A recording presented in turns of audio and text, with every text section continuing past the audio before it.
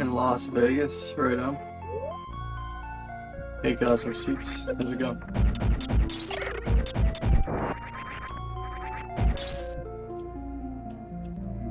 Welcome, welcome.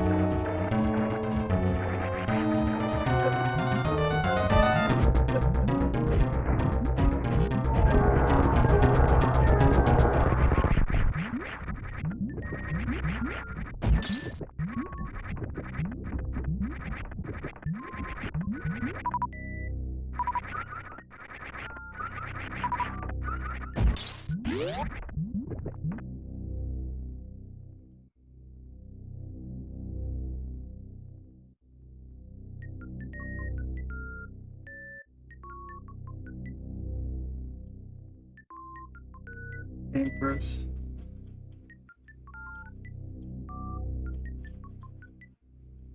Okay. Get my game press.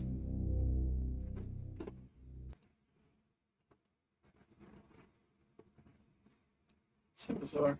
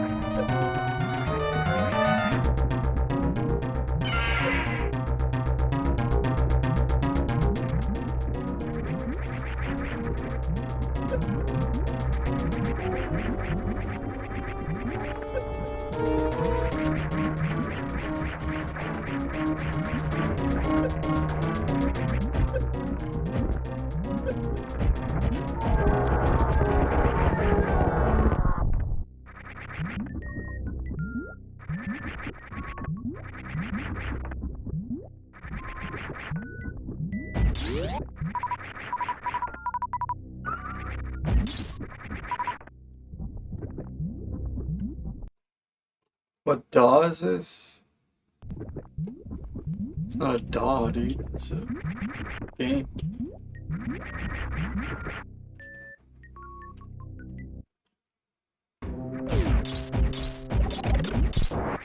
The game is called Subversion.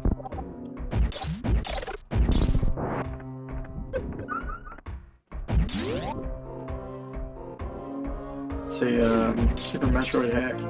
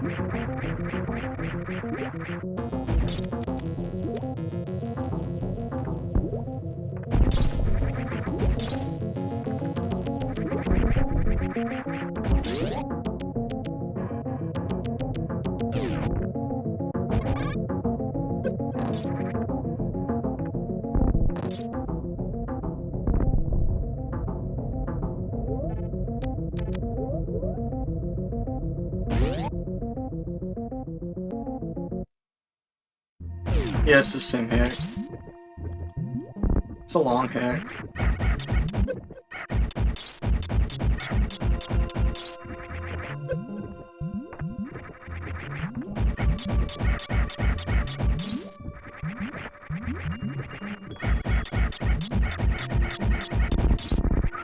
You have a good Christmas, Mr. Leggy?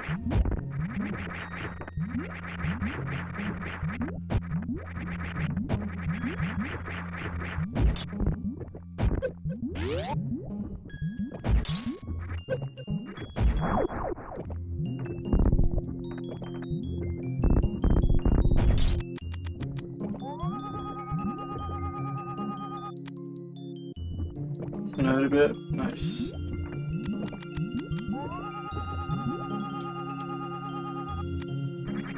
It's good. It's chill.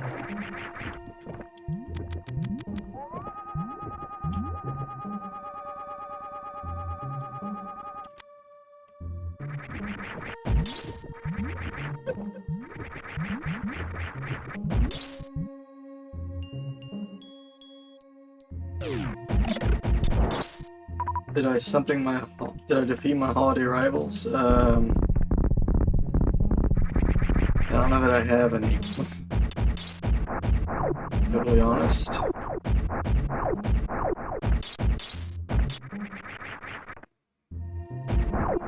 but I guess, yeah.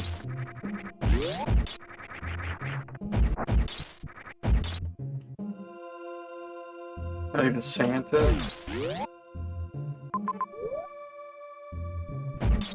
Yeah, I guess I defeated Santa.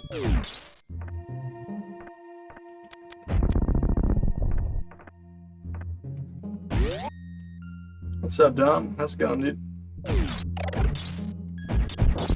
Good, man. How was your Christmas?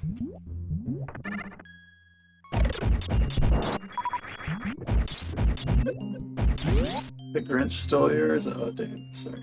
It does suck. It does happen, though, yeah. Stole your presents and your cheer? Oh, no. That's never good. You might have to steal it back, I guess.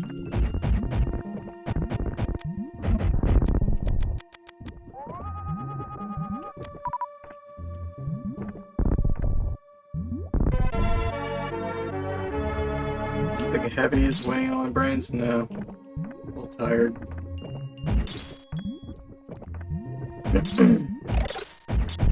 It is my last Christmas in my hometown for the foreseeable future. And I normally get together with some friends around this time every year, but my parents are moving. They already got a new house and all that. It's in another town, so this is our last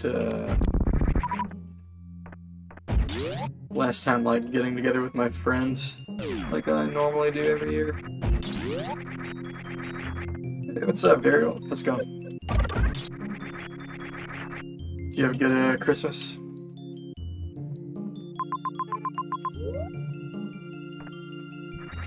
You're chill, had a family thing, you're reading a new book. What are you reading?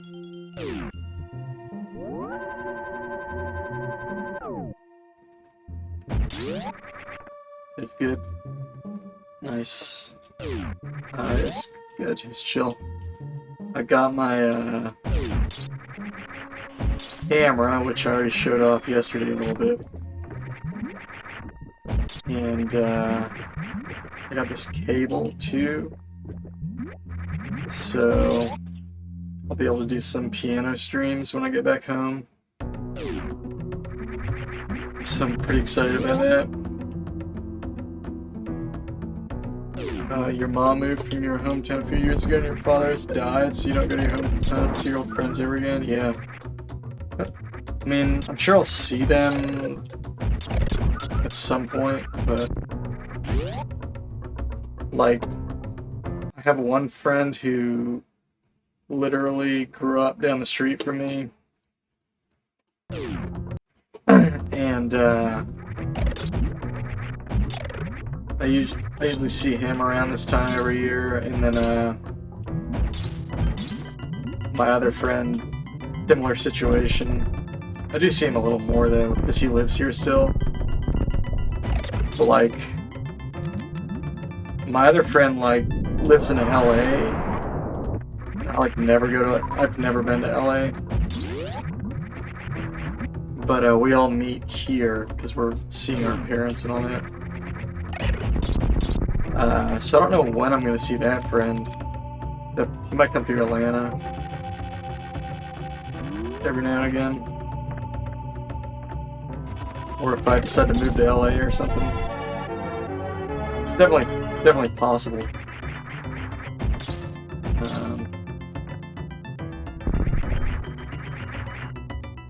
Yeah, my LA friend is going back tomorrow. And yeah, anyway.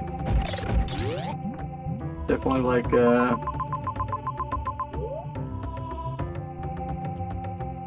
it's gonna be different next year. Just kind of used to things being one way. But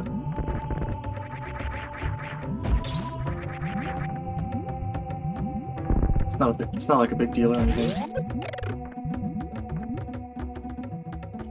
But yeah.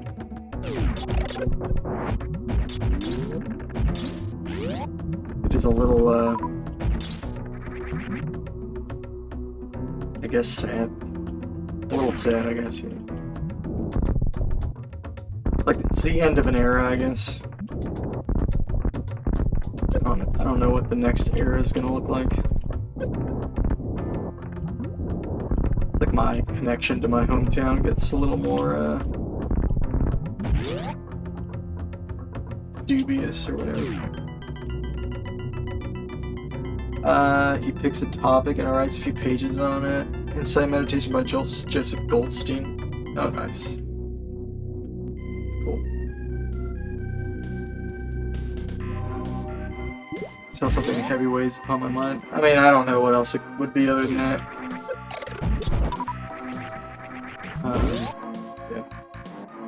We're hanging out earlier. I had a couple beers too. I might be acting a little weird. I've been drinking a little bit. But, that's it.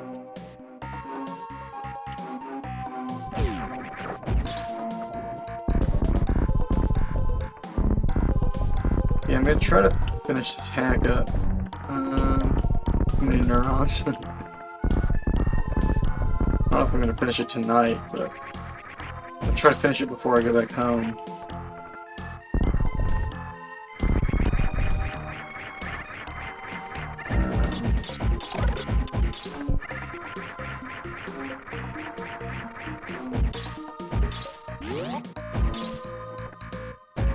The mind is always heavy. It contains so much knowledge of many neurons. Call it enlightenment because it makes your brain light as a feather. Yeah.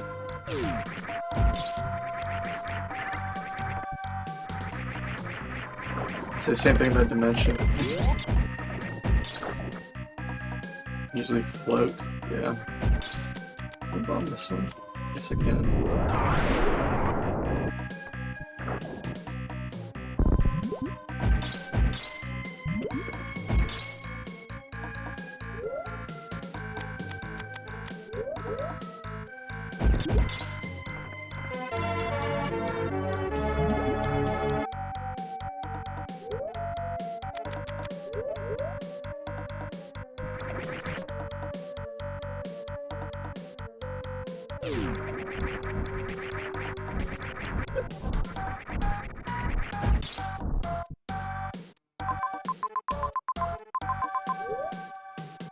I can't remember where to go.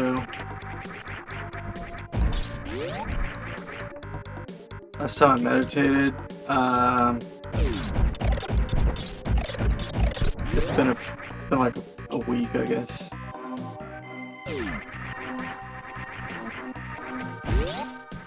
I need to get back in the habit. I used to be like obsessed with it. I used to do it like all the time. Yeah, I know. I read Levitated, but I assumed that was autocorrect or something. I think I'm leaky build. Been leaky build. Just auto-translate everything. I've never levitated.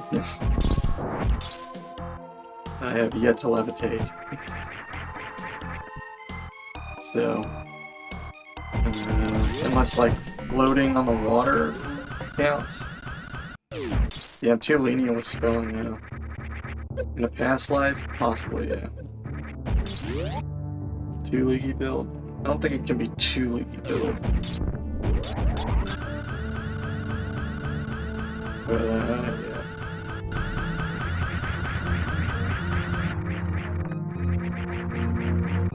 I was a sage? Oh, wow. That's cool.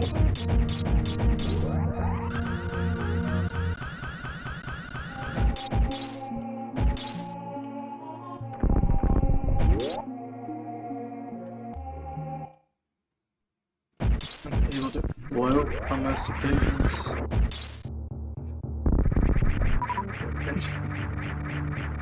You You just cast life reading on me. Oh wow. Oh, that's pretty cool.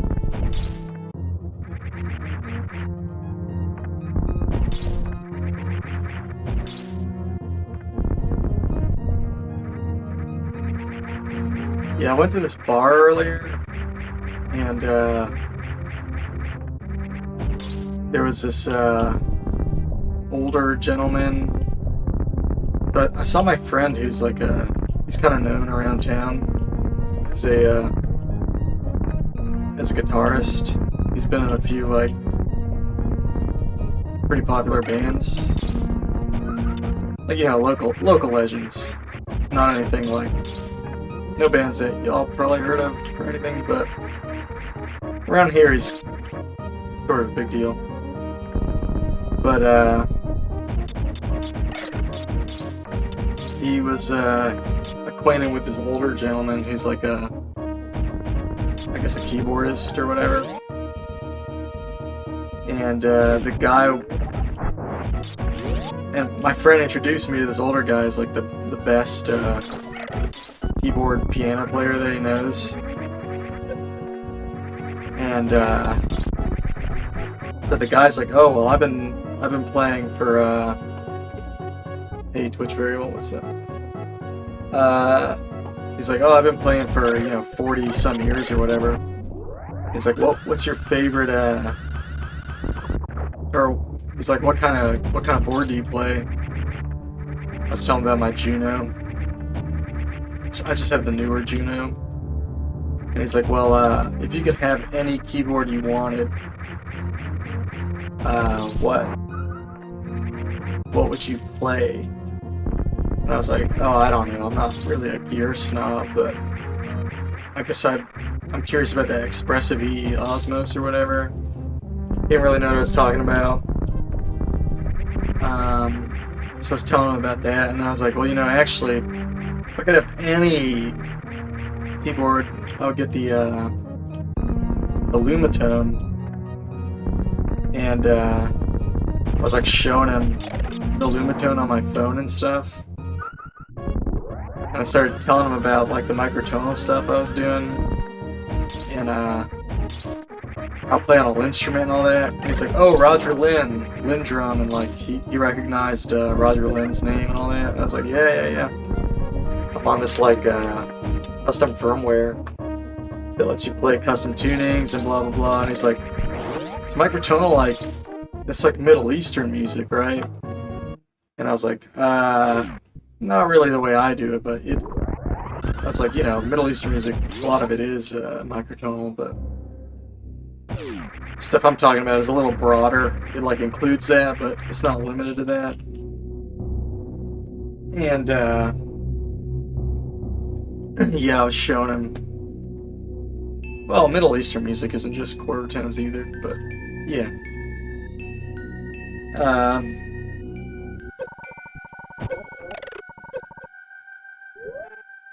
Yeah, he like added my YouTube and all that.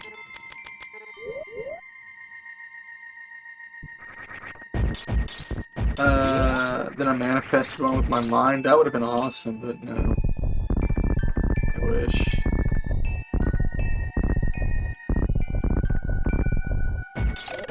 Is he right now the old guy? Maybe he is. I don't know. He could be. He's subscribed. Hello, old guy. I feel bad because I don't remember his name. Oh, I think it was Randy, actually.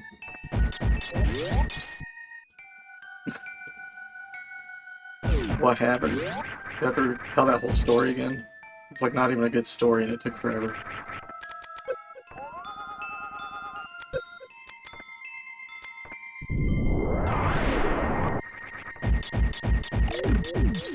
Showed a guy at Lumitone.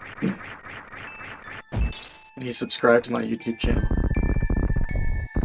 It was at a bar. It was only interesting because it was like not a Not like an internet person, it was like a real life person. And it was kind of just like a random... Like, I have no reason to think he would even be, I have no reason to even think he'd be interested in microtonal stuff. Hold on, let me read this. Talking about 19 Ito with one of your family members, now you're eyeing this microtonal necks. To replace the neck on a guitar wouldn't be too much of an ordeal. Yeah, I really want a 22 Ito guitar neck. I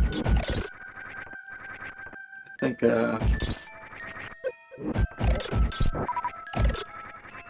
it'll happen eventually. Definitely, like, Lumitone is my main priority. Yeah, the guy was like, would it change? He was like, he asked me, like, when I told him that, he was like, well, I have two questions for you. If one of these showed up at your house tomorrow, he kept saying, like, if I bought you this and it showed up to your house tomorrow, like, the dude wasn't about to buy me anything. I don't know why he kept saying that. He was kind of drunk. But, and even if he offered it, I'd probably refuse, because it's, like, too much to accept from a total stranger. He's like, you got one of these tomorrow, would you even know what to do with it? And I was like, yes. And he's like, but would it change your life? I was like, also yes. Like, such a strange question.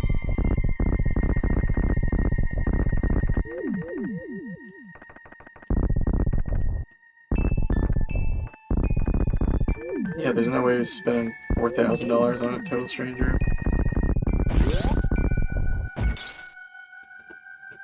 He bought me the whole Nord keyboard line. Got it buried in the chat. No. Trying to open me to the unsatisfactory nature of conditioned phenomena. Yeah, I guess so. You're probably right, Tom.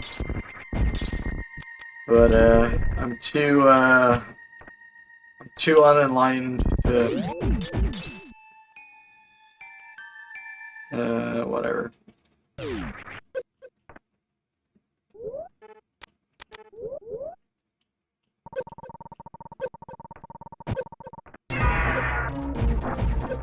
I'm too unenlightened.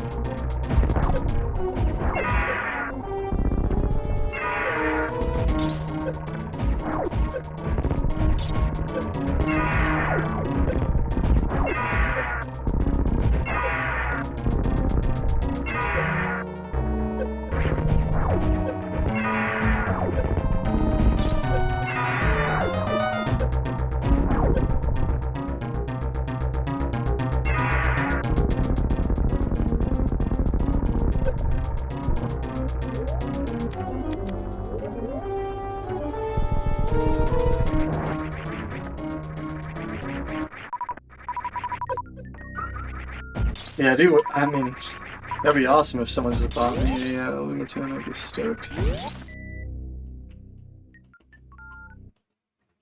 If, like, Lumitone decided to give me one for some reason.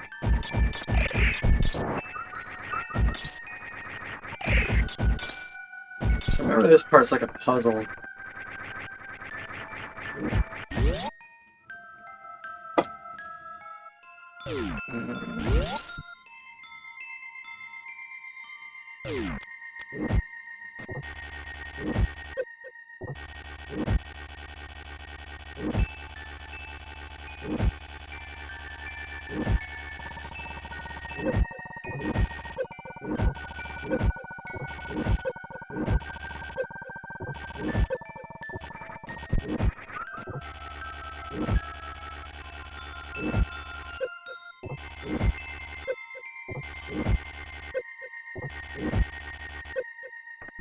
Okay, I don't know if that did anything.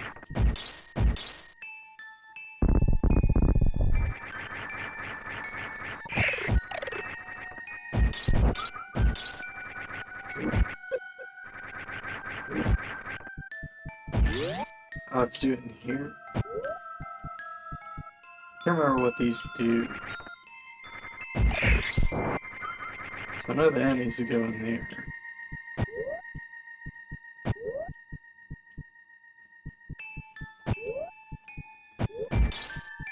can't remember exactly how to get this. A lot of people complained about this puzzle, but I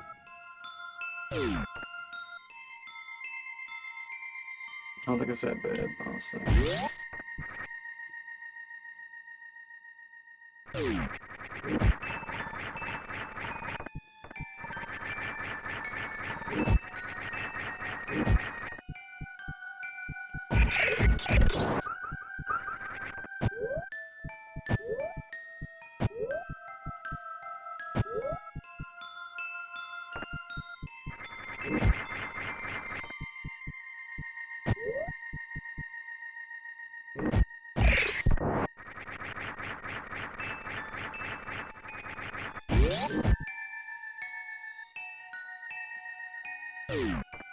So I got the first one. So I don't know how I got the first one though.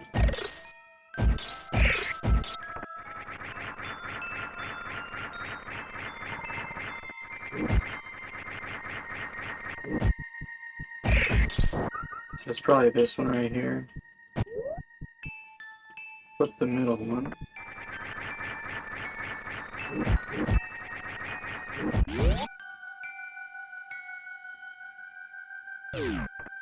Still have the first one. Nothing else. Flip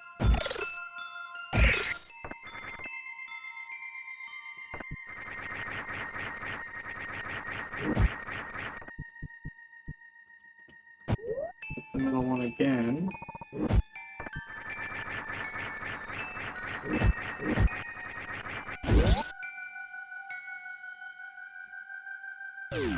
Now two of them.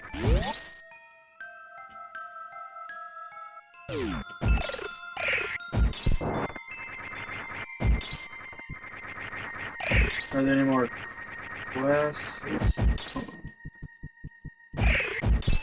Dude. 1, 2, 3, 4. Wait. 1, 2, 3. So hold on. What's this say? Side quest, just this game. And then yeah, if I finish this so I lost the first one.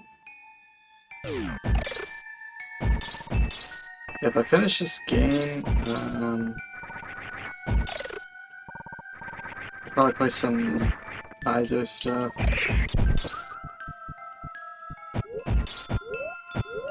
It's probably that one. Let's see if that fixed the middle one. Oh, that ruined the other one though. So hold on. Yeah, if I finish this game, I'll either try Invictus again or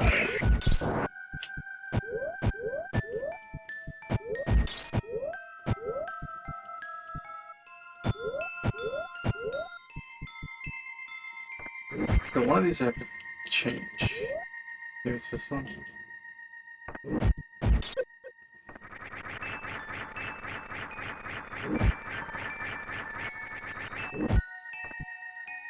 So that looks good. Okay, that was it. Okay. Yeah, like if you look at the comments on this hack, like so many people complain about this puzzle. It's really not that hard. It's just kind of annoying because you have to go back and forth.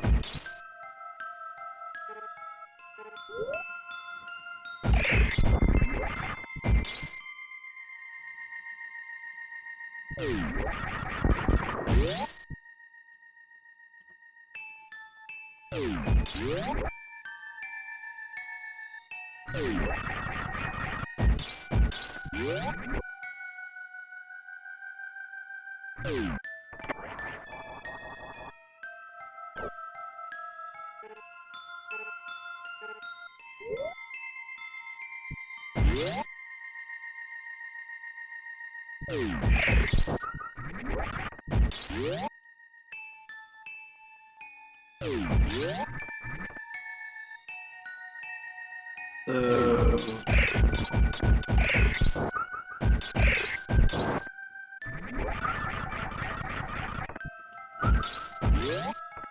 I don't know what you do next.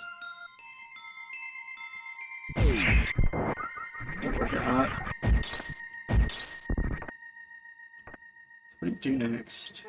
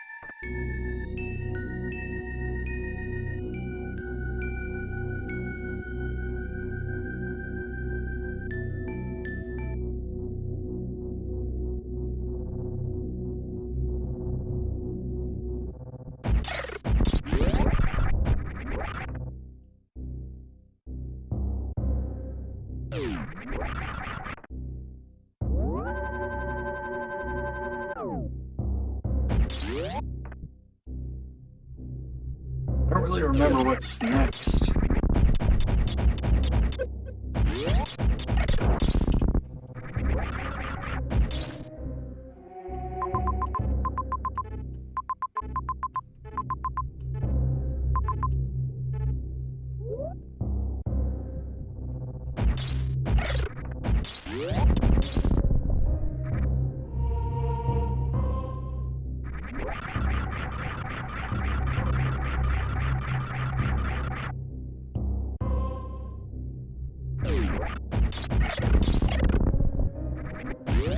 I remember there's a,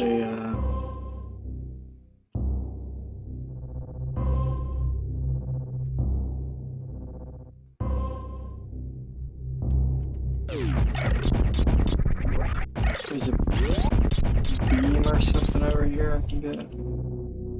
think it's optional.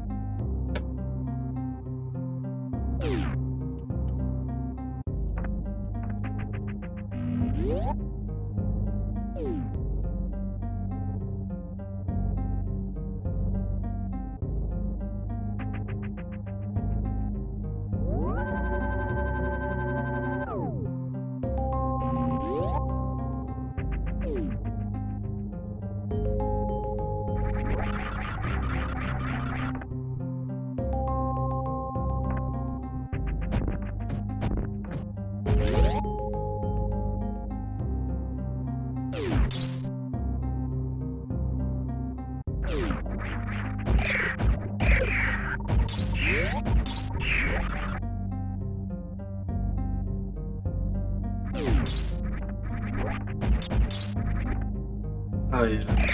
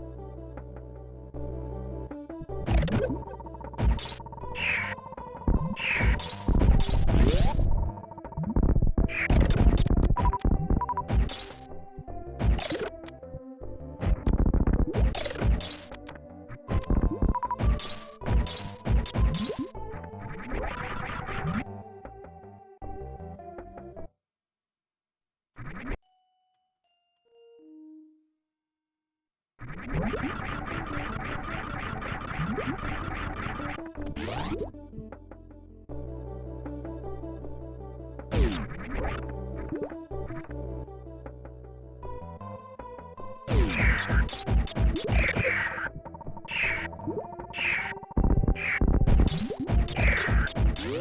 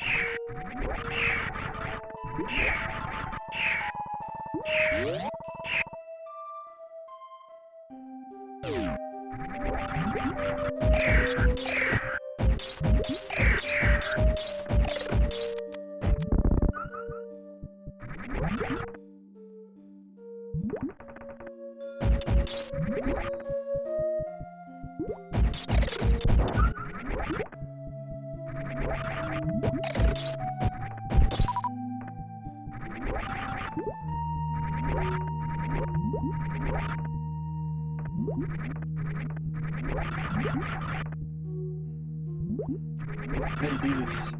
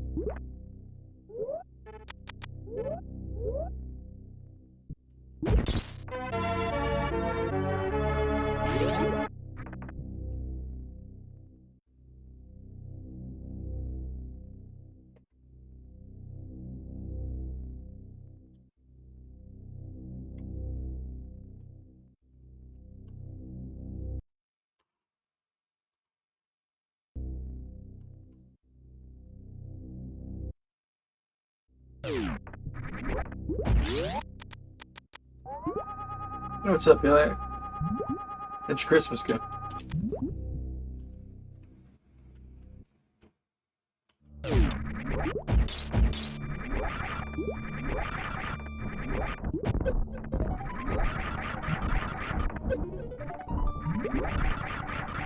Wine and cookies? Yeah. It's not sustainable, yeah. I've been drinking Tropicalia and eating banana bread. So pretty similar. Pretty similar situation here.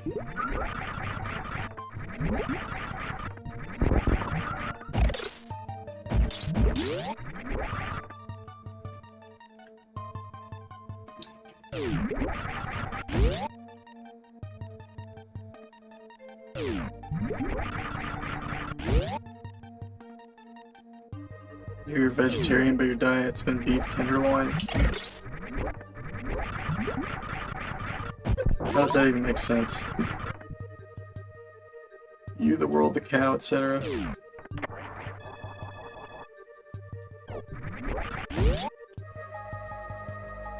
Nothing but mashed potatoes while everyone feasted on steak. Yeah, I'm lucky my parents make me like vegetarian food extra. They'll like make themselves something, but then they'll like make me something. Like my mom made some mushroom risotto.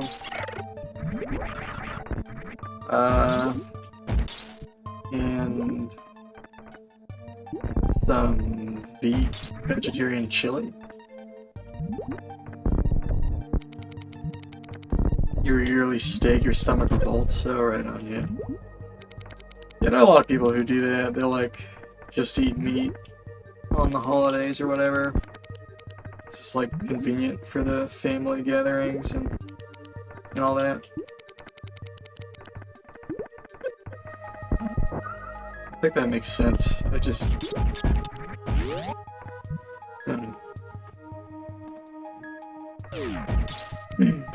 I'm just glad I don't have to do that. I have cheated a couple times, like, since I quit eating meat, but it's actually been a pretty long time. I ate, some pork roast one night when I was really drunk. And, before that, I, really wanted some Chick-fil-A. So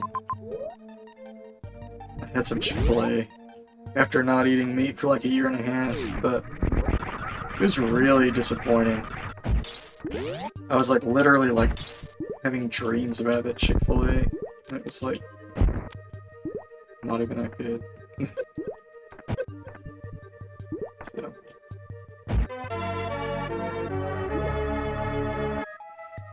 now I think of that every time I have like a craving.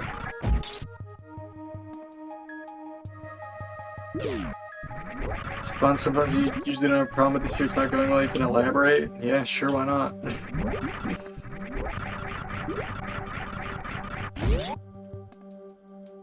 Unless you think there's some reason you shouldn't.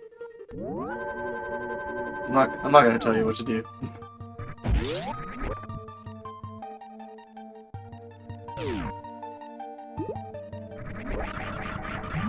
Oh, your stomach is gurgling? Oh, right on.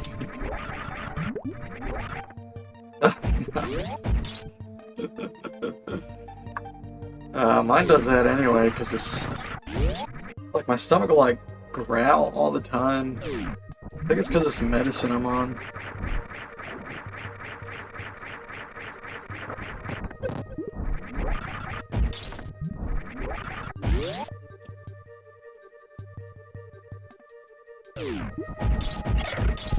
So I remember this area is like a bunch of...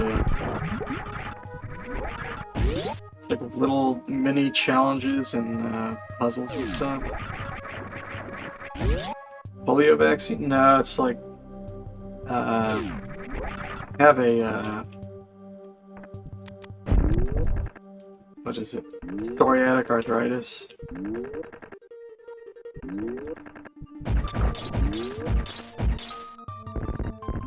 Oh, I forgot. You gotta shoot down. Some all kinds of crazy medicine for that.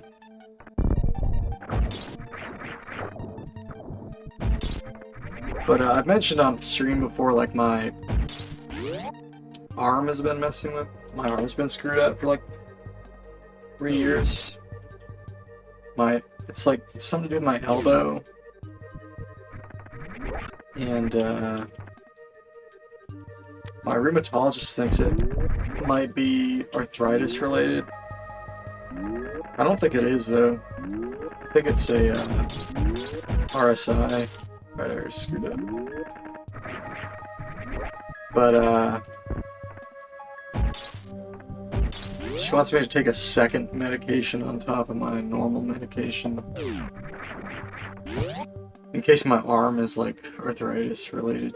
And so far it's done nothing, so I really don't think it has anything to do with arthritis. So I get arthritis symptoms elsewhere, and I don't have any of those. Yeah, this ROM hack has a pretty good soundtrack. The original Super Metroid soundtrack is also really good. This is like a, I guess, a pastiche of like Super Metroid and mostly just like other Nintendo games and hit.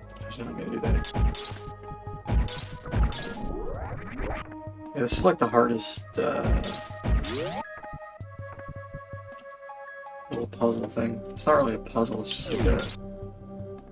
You have to shoot both of these gates.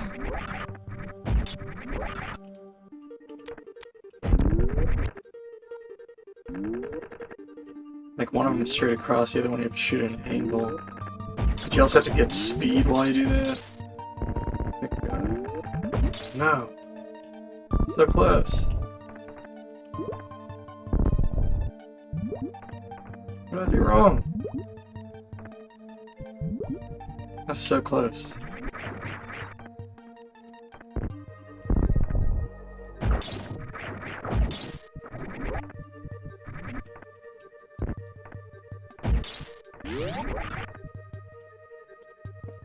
Chip Tanaka did Metroid 1? Oh, interesting.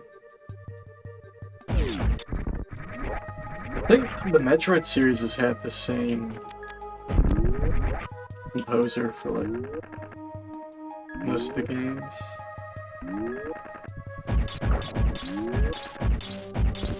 Like I'm pretty sure the same one who did Super Metroid did the Prime series. But I'm not totally sure about that.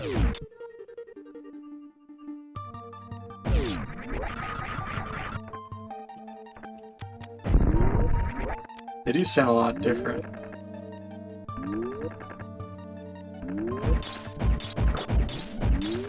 Oh, come on, dude. This part's so lame.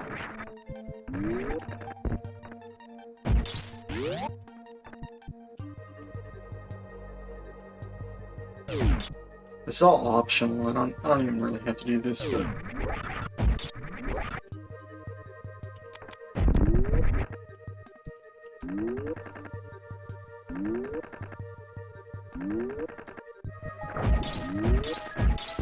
Dude, come on. You have to get the gate up top and then like right away you have to shoot down at an angle.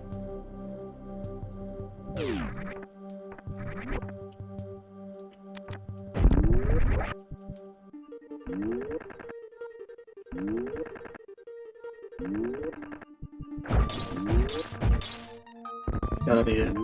Dude, how's that not it? Do I have to jump? I might have to jump at the end.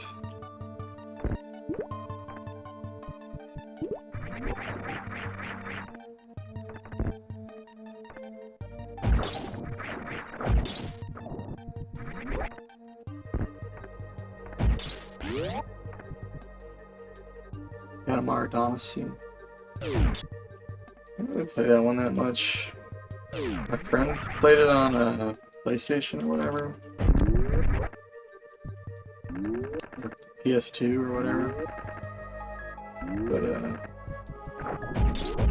I didn't spend much time with it. Why did that one lift? Oh, I didn't finish that one? Okay. Thought I hit both of them.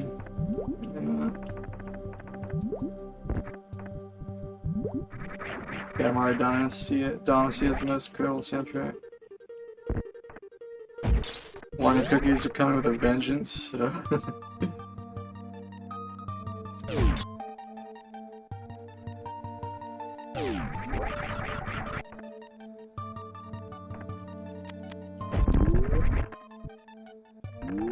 Yeah, I love a lot of video game music. Okay, that's gotta be it. Oh, come on, dude. I jumped way too early. Okay. It's so annoying. Most of this game is like not... It's like the one like technical challenge or whatever.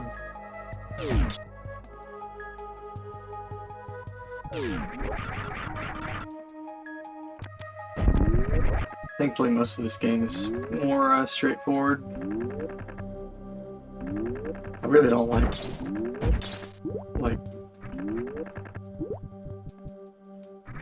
really technical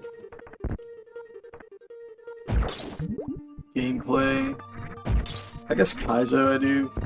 I don't know if it's the same though. It's more fun when it's Kaizo.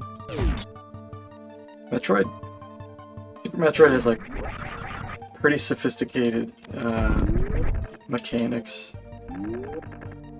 Anyways.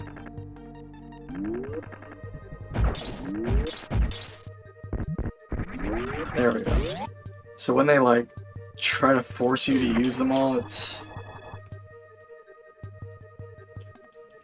I don't know, it gets super annoying. It's like too much to do. I get out.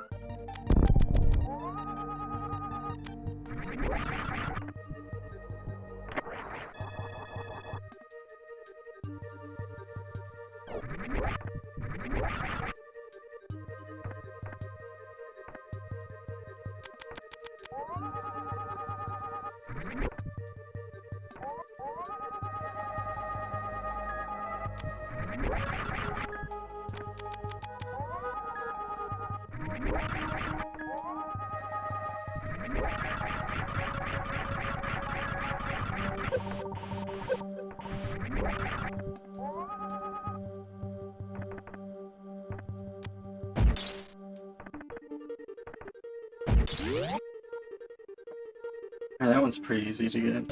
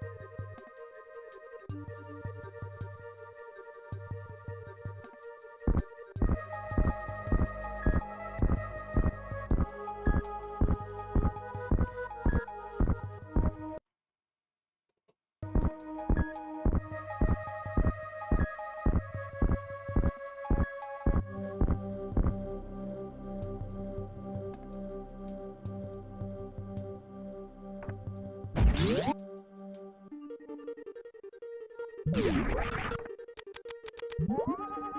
don't think you can go up there.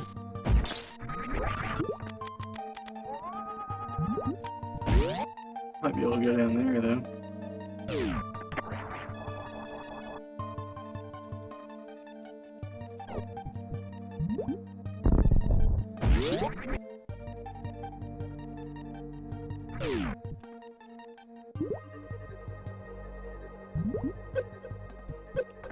Okay, there's nothing down there. It's got 3 of those keys. I think there's 6 of them.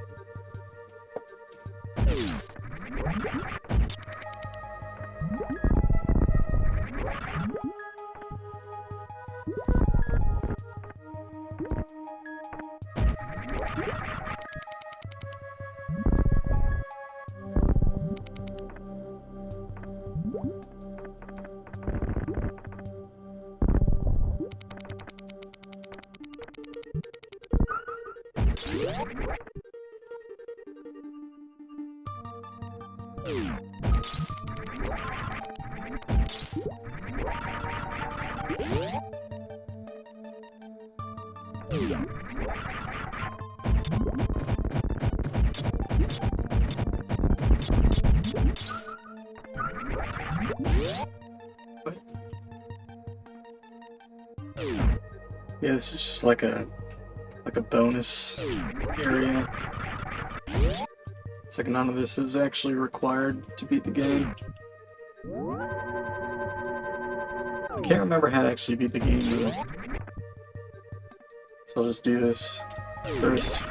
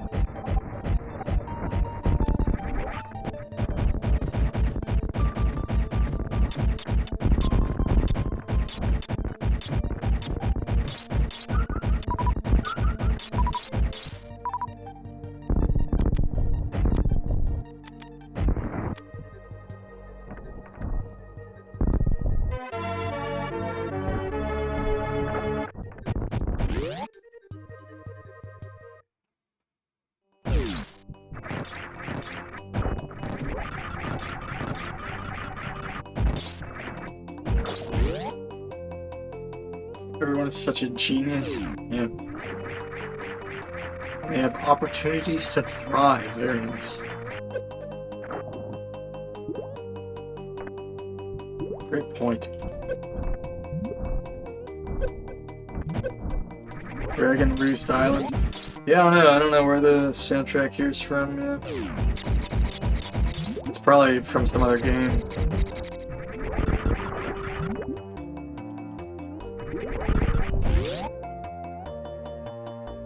It's from Zelda, yeah. Yeah, most of these hacks, it's like they take like random music from their favorite games or whatever.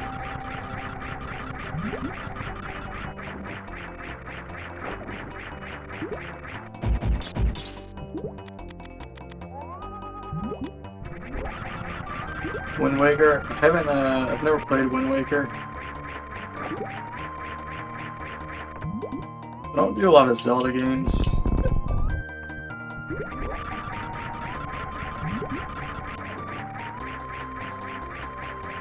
Like, I don't think I've beat any Zelda titles except for Link to the Past.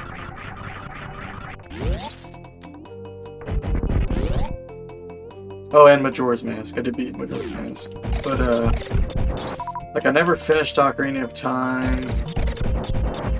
I did play it a lot, though. I just never finished it. And, I played a little of Twilight Princess, but I don't know, I couldn't get into it.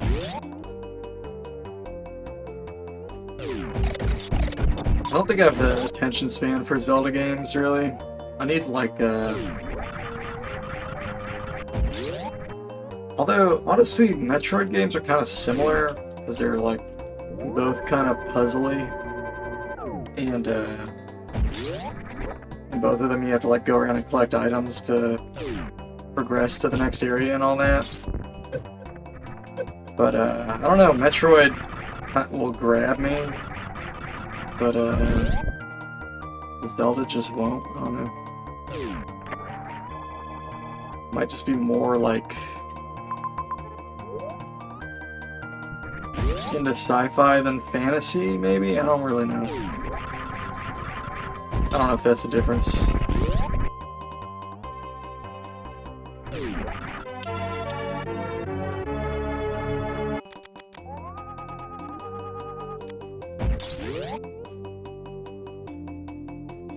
But I like Zelda games, I just, I don't know. I never finished them. Sounds interesting, this sound font.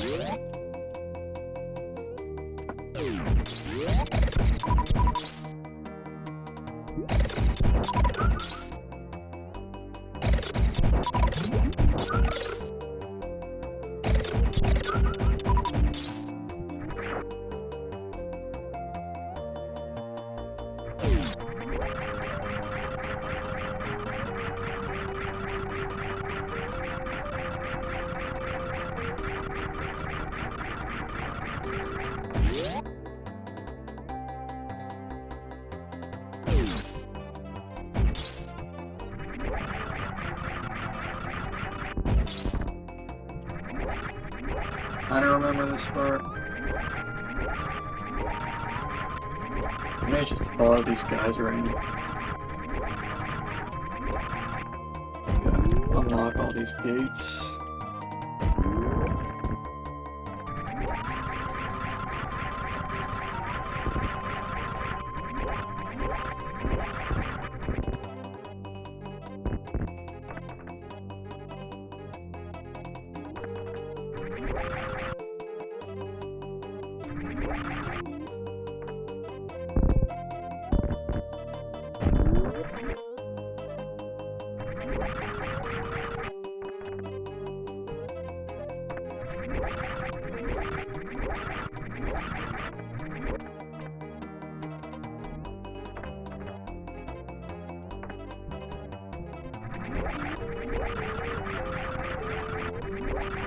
If you don't, like, follow them, they won't.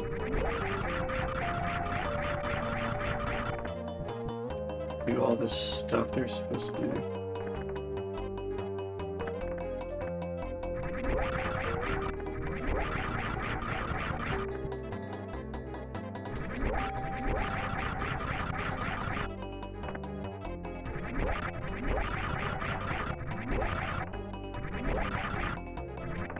Hey, what am I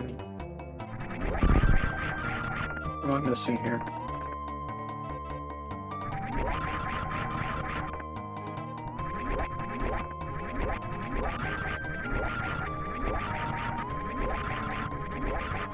I don't know if Super Metroid is decompiled or if it's binary. I don't know. I don't even know what you're asking me, honestly. So, short answer, no. I do not know. I have no clue.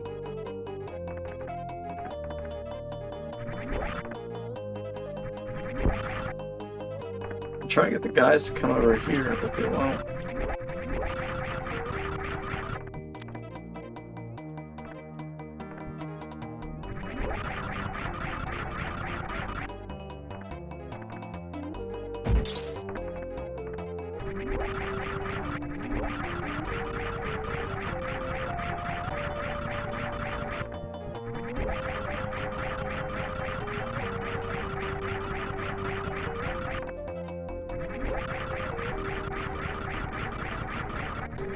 Yeah, I mean, I've hit all those switches. I don't know what they want.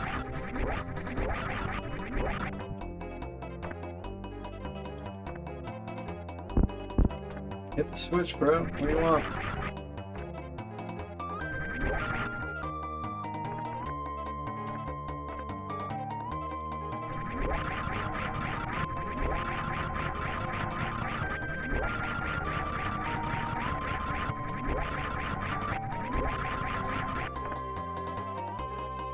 Alright, this is just annoying. The ROM hack you're working on is decompile games, so you can just add the code and stuff. Or they do that, you have to really do convoluted stuff, like messing with the binary codes. Pretty sure they've got all the big N64 games decompiled these days. Oh, okay. I don't know. I don't know anything about ROM hacking. I know they came out with a new, like, ROM hacking program for this. Like, this game I'm playing right now actually was like the, what do you call that? It just like, it was the first game. Like, the developers of the program made this game. And it was like the proof that it would actually work. I know there's a word, there's like a phrase for that. Like a French term or something, but there's like, this is like the illustrative example. Dude, where are they? Why don't these guys come over here? I'm so confused. I'm just like running around for no reason. Mise en scene? Is that what it is? It's like it's the proof of concept. But, no. It's not that. It's like something else. But, regardless, it's...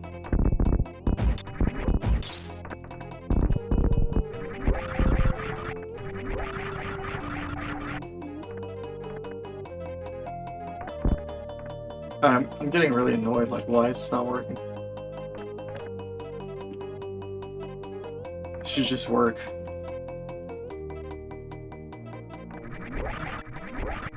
I shot all the things.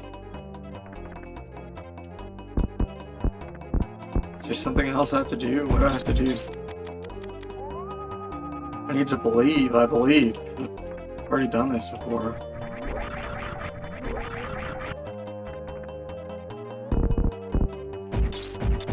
Oh, there's this one. Okay. Now is it?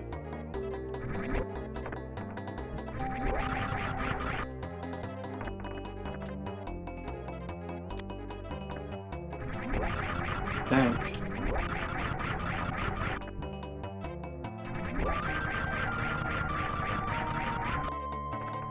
What else is there? Come on, man.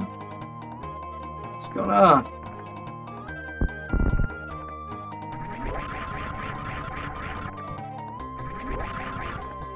Hey, you're happy, the other guy's happy.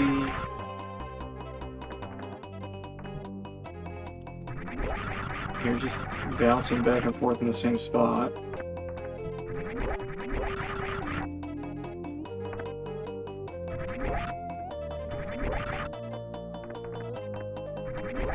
Oh. Alright.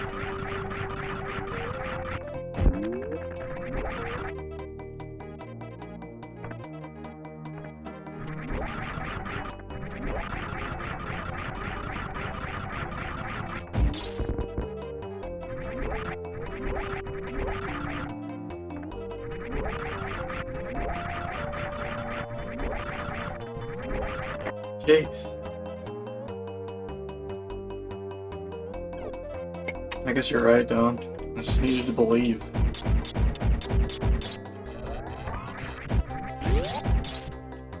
Alright. Oof. Oof.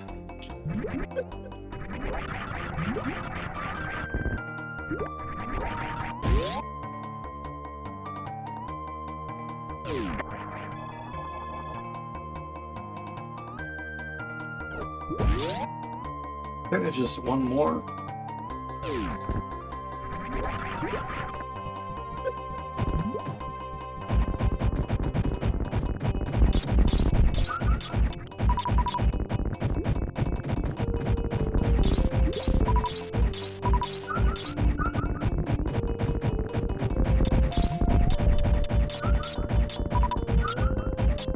Oh god, not this guy.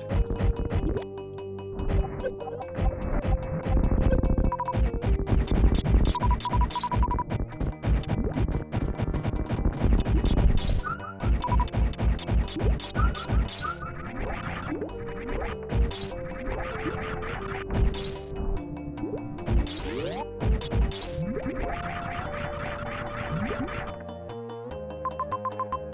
where's the other one?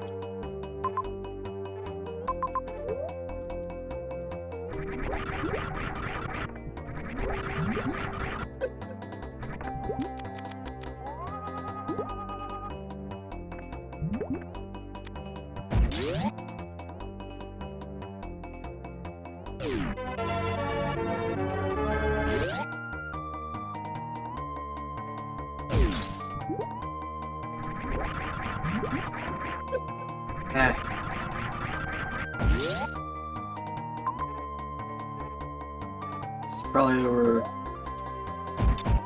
there, down on that area, whatever goes down over there on the left.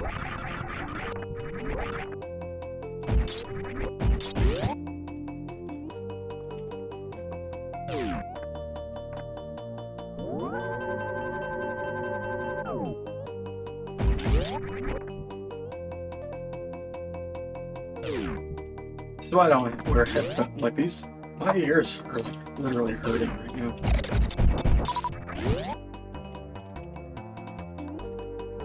So I don't really need to hear anything, honestly.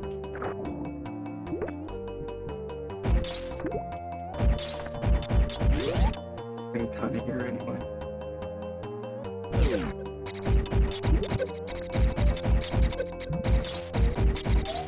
Oh, what I died. I'm gonna see.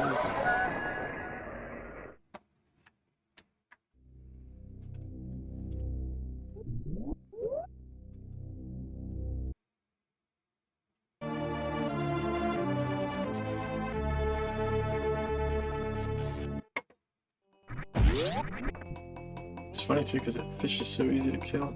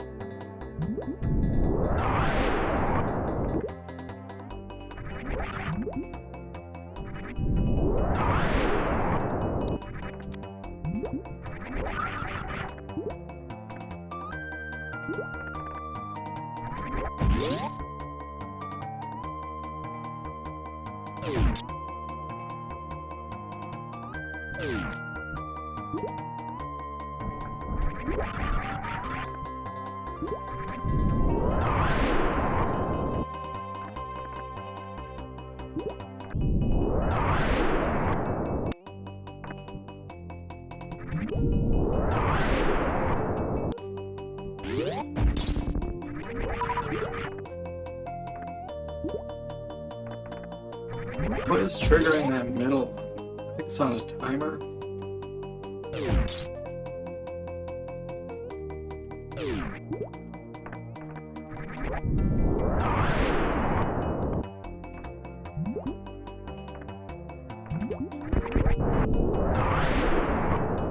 What? No.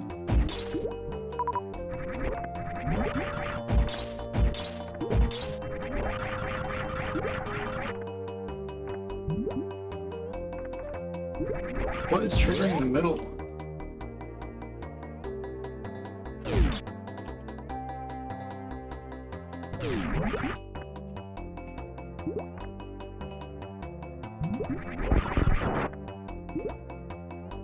It's just on a timer, right?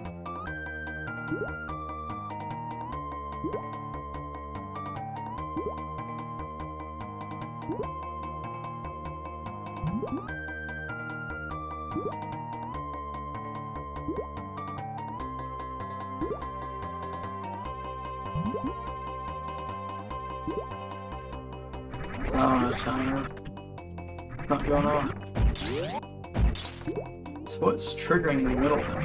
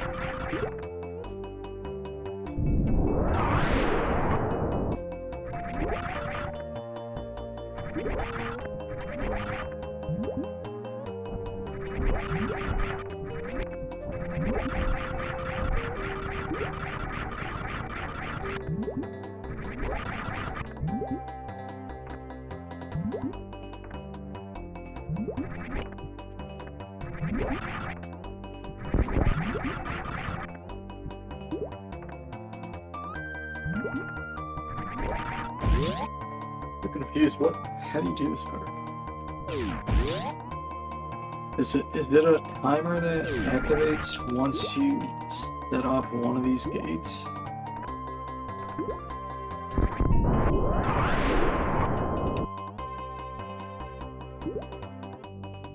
So that was instantaneous.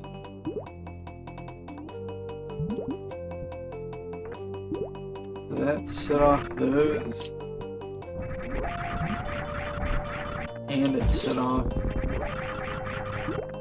the middle one.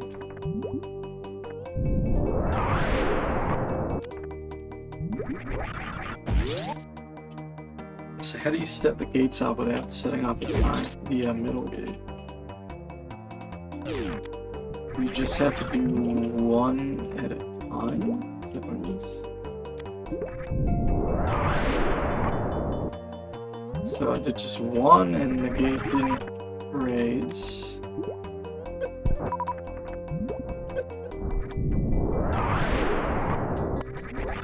Did another one the gate didn't raise. So maybe you just have to do one at a time.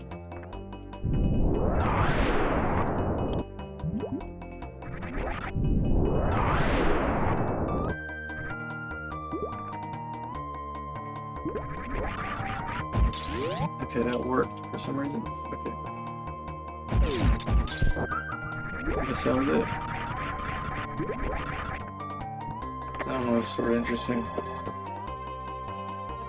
Oh, there's more than 6? Oh shit. That was number 7. So...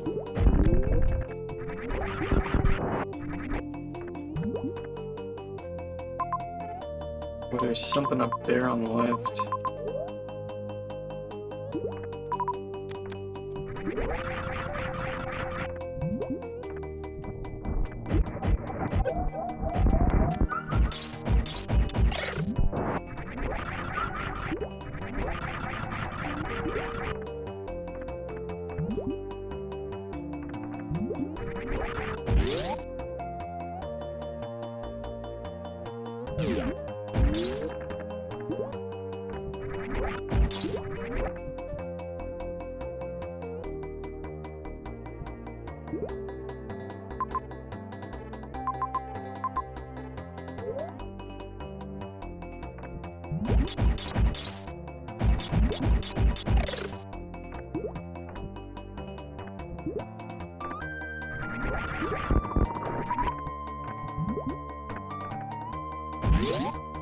It's a refill room.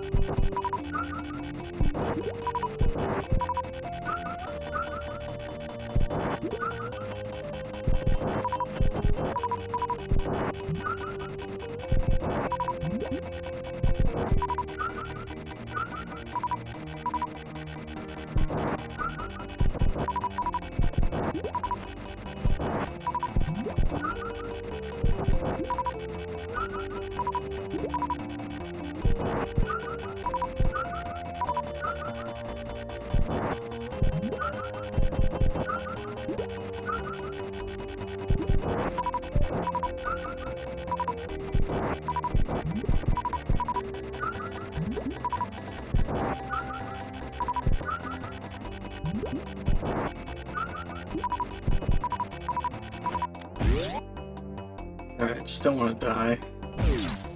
Or, just don't want to redo any of this stuff. So, just go up.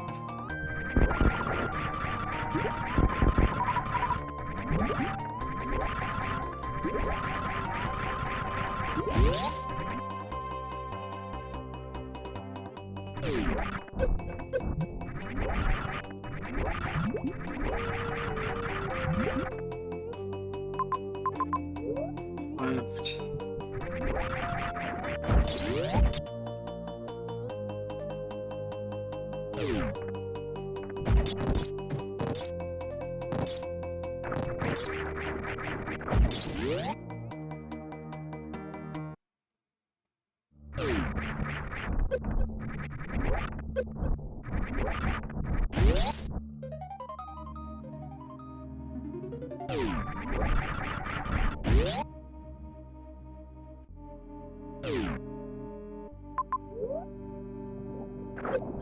And save.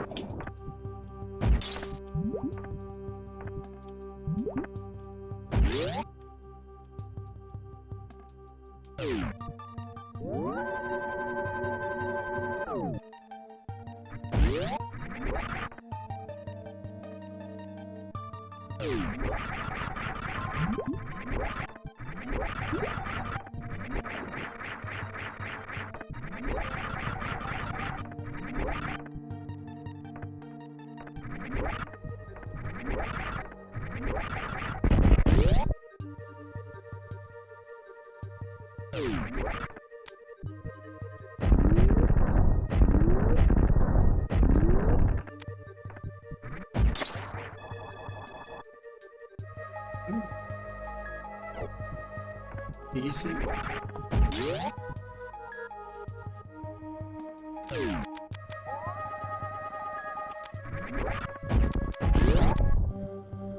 So I don't know if that was all of them or not.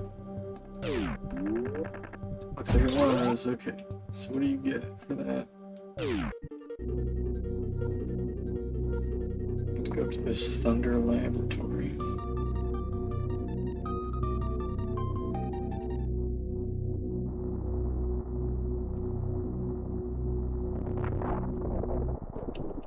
And I gotta run for just a second. I'll be back.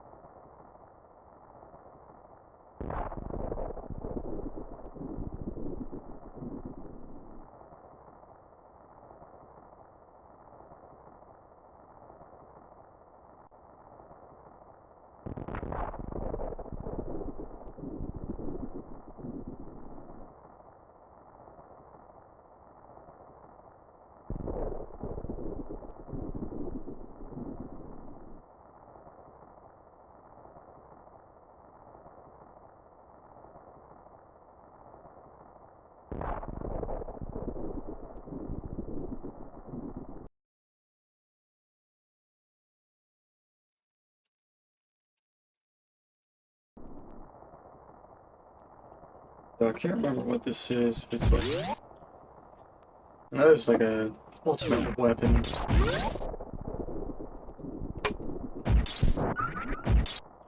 Might be this. Oh, definitely this. But you have to like fight the fight this extra hard boss.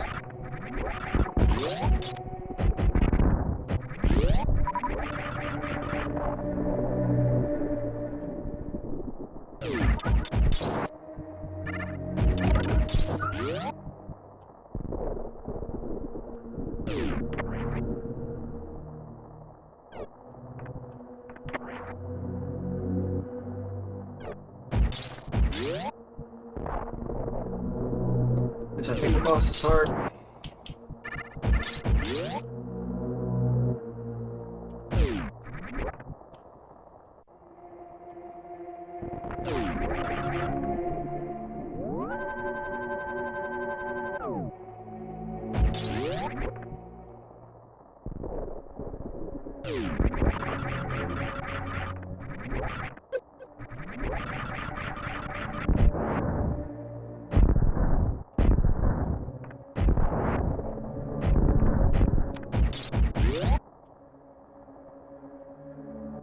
Guess we'll see. I think you can cheese him.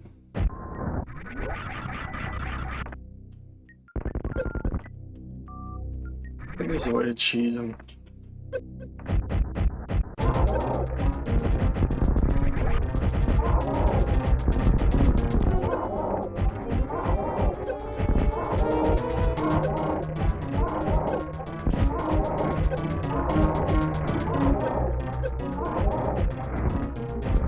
Now there's a way to cheese him. Can't remember how though. Now you can like get him to like, you get his back against the door. There's a way to cheese it.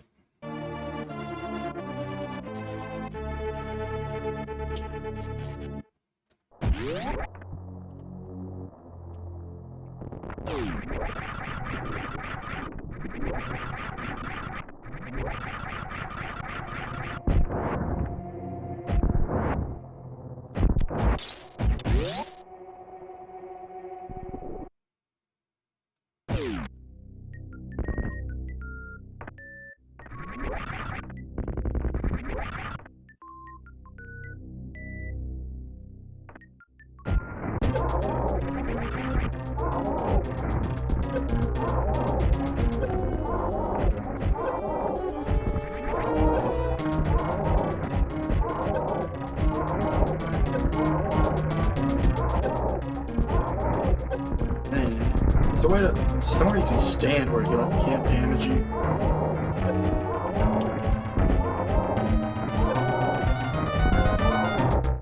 It's not there.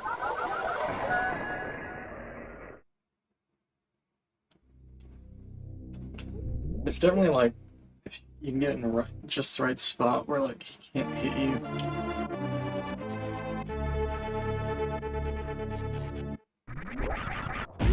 Yeah. Chozo statue.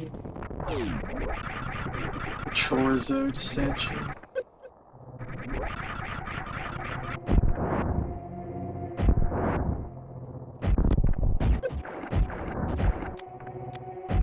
Dude.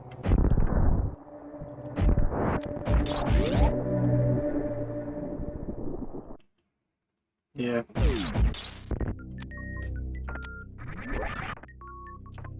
This one's like super souped up.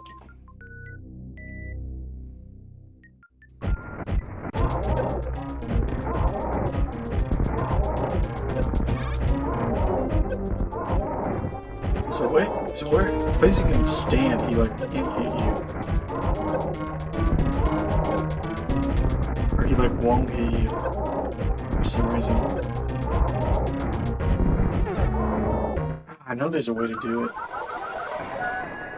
Cause yeah, I know I'd never beat this guy like legitimately. I just like found the special spot. And I just like camped out there. But I can't remember how to do it. I think maybe if you keep one of those pillars intact, you'll like freeze him. He'll just like stick to one move.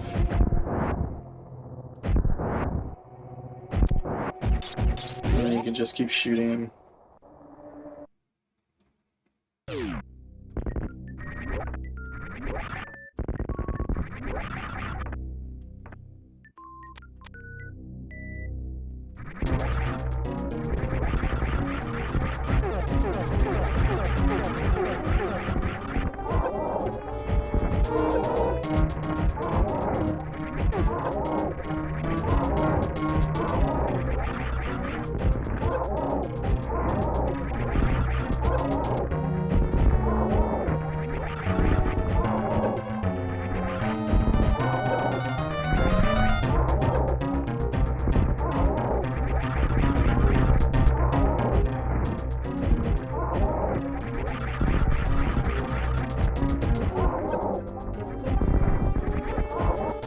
Dude, he's like too tanky. And he does too much damage. It's like crazy. I'm completely decked out too. It's not like I don't have good upgrades. I have like all the upgrades. Just like every hit does like several E-tanks worth of damage, and then all his moves like go everywhere. So, like no avoiding his attacks.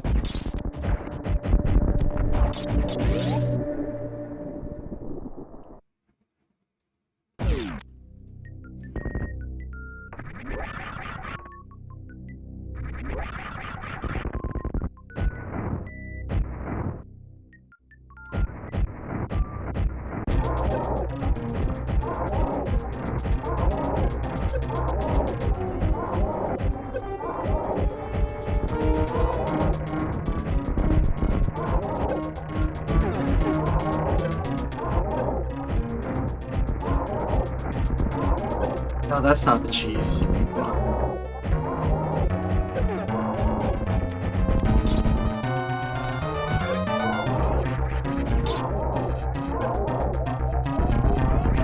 Dude, how do you do this?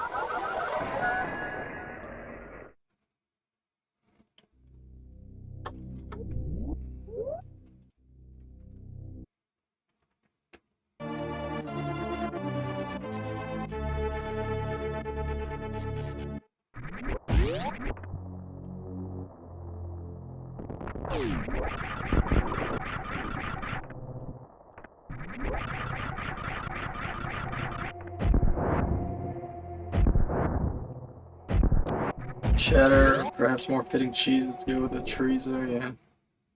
Provolone, right.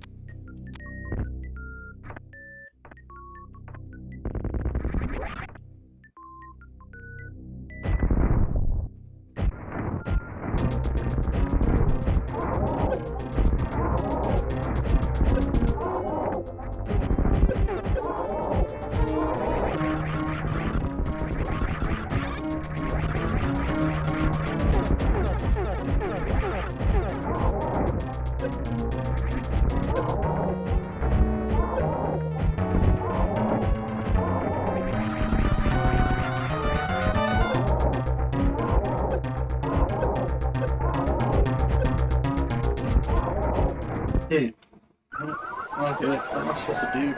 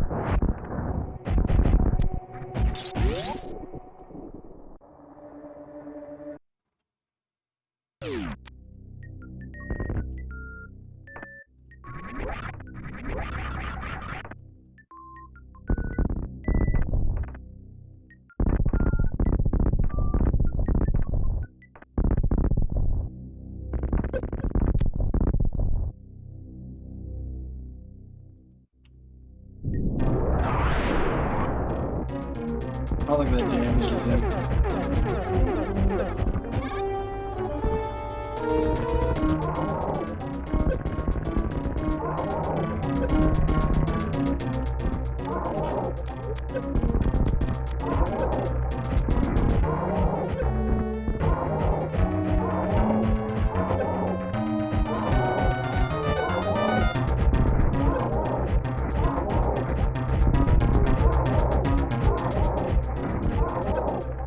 Ah, wait.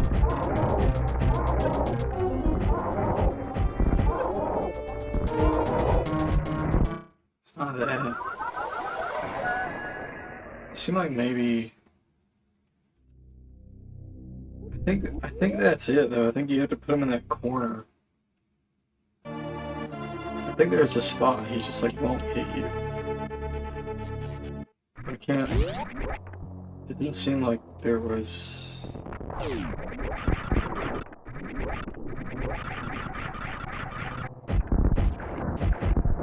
Didn't seem like I was finding it. I know I cheesed this guy though. I know I never like beat him for real.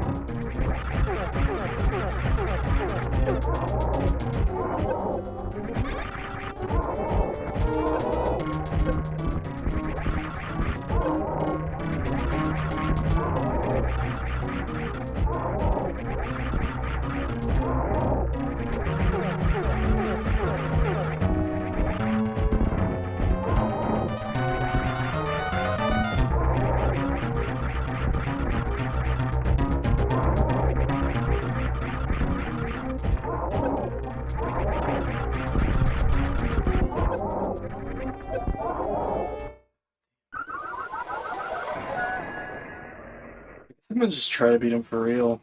I mean, you can dodge all of his attacks if you just go in the, do a somersault.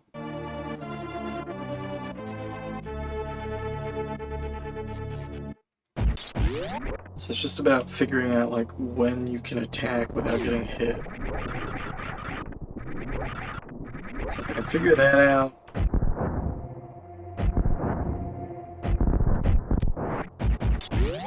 I'll be able to beat him. And maybe I'll run into the cheese again. Maybe I didn't cheese him and I just think I cheesed him. I don't know. I'm pretty sure I did.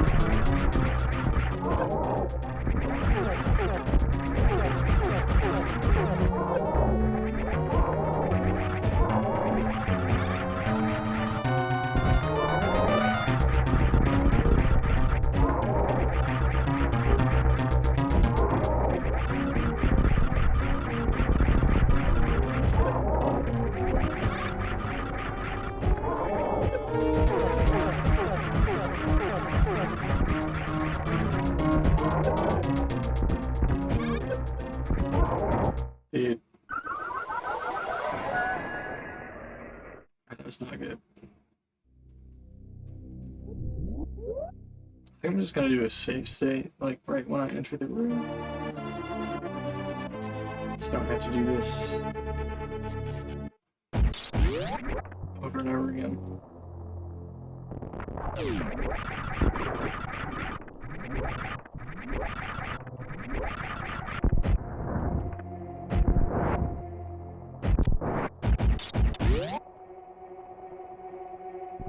Great job, Mr. Gordon. Thank you, Mr. Lee.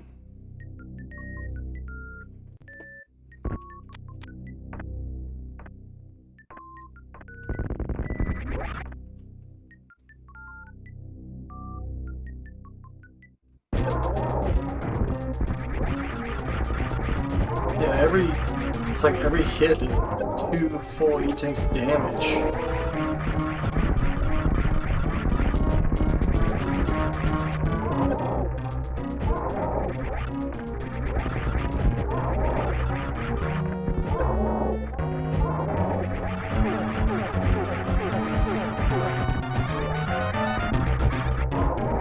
Succeeded in your evening ROM hacking endeavors? Nice.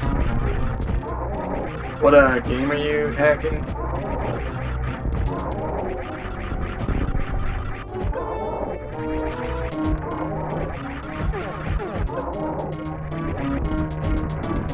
I'm sure I asked you that before, but I can't remember.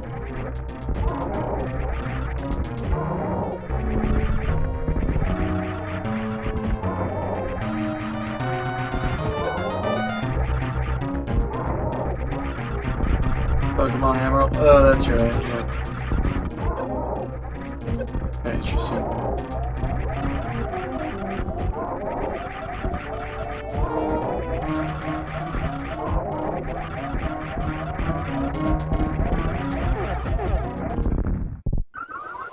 You know, see it all, so every time you succeed, you feel like a genius god. Yeah. Oh wait, I have a save state now.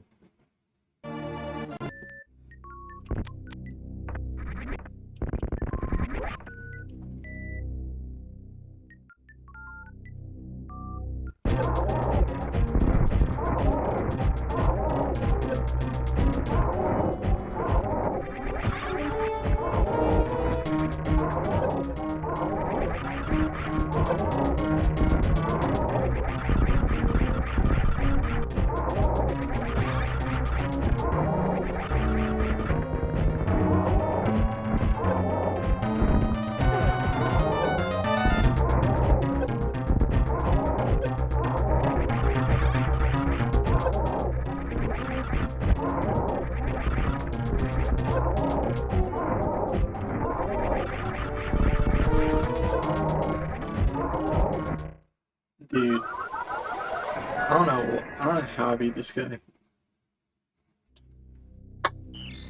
I have beat this guy before. It's been a long time, but no idea how I did it.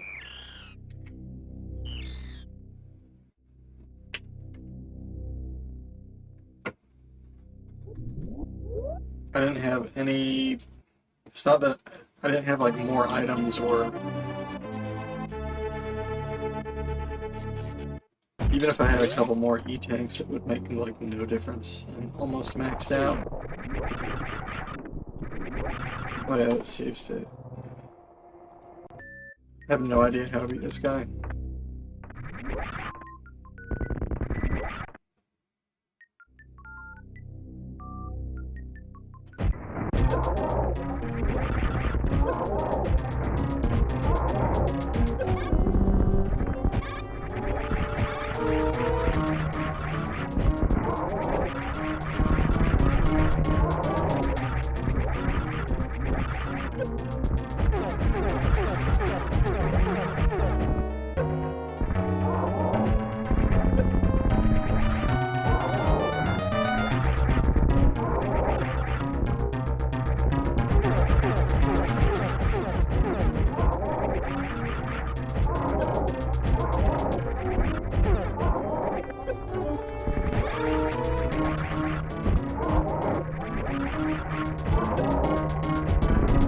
I don't understand how you avoid all those attacks.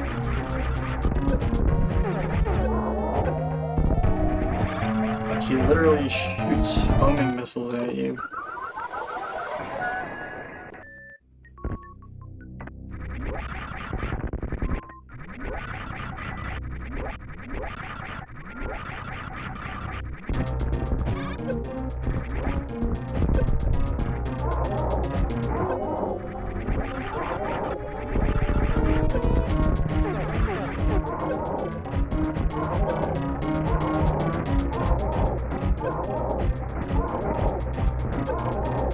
I know there's a way to cheese him, dude. I can't remember what it is. Do you have to stand right on him?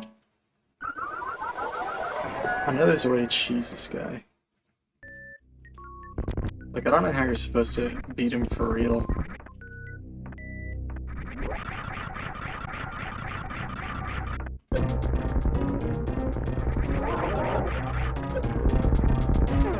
You can definitely cheese him.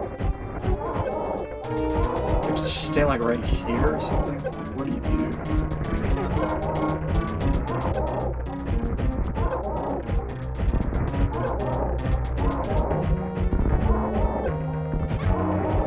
I feel like it's something to do with this area.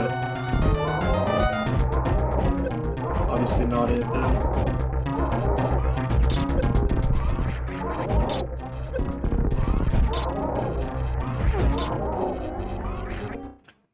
See right there, he's kind of like higher up, and you're sort of... So like some of the attacks go over you if you're crouched.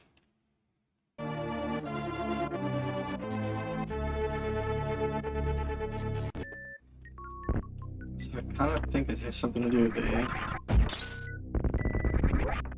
don't know. Like it's not, it's obviously not working.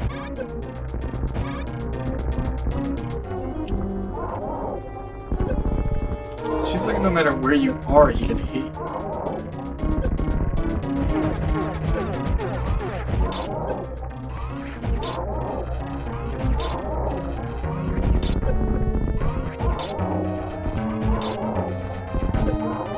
He can hit you there, that's for sure. He can hit you here.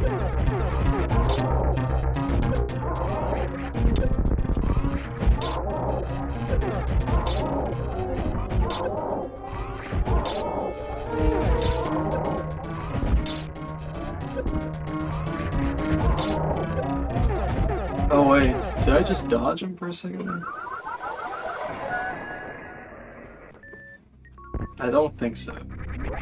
I think I just had invincibility frames.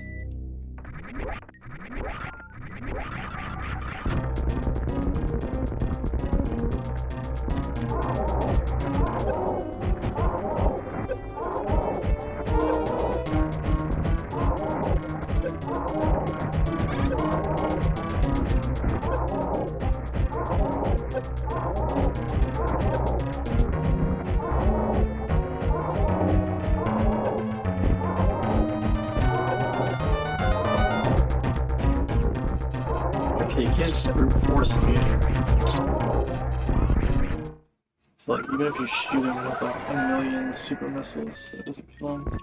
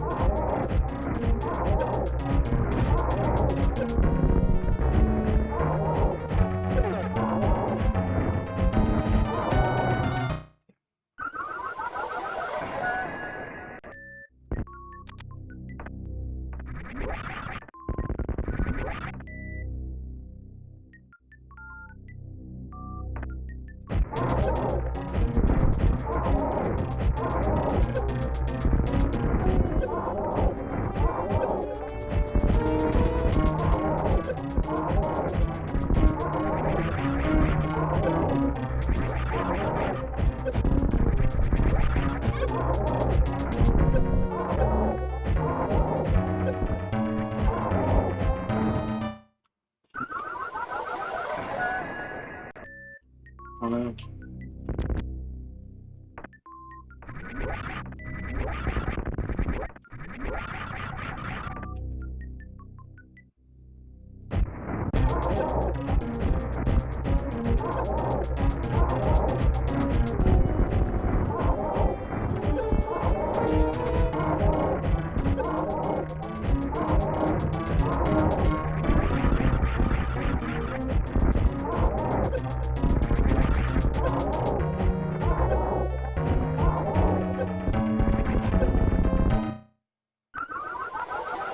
Did not work.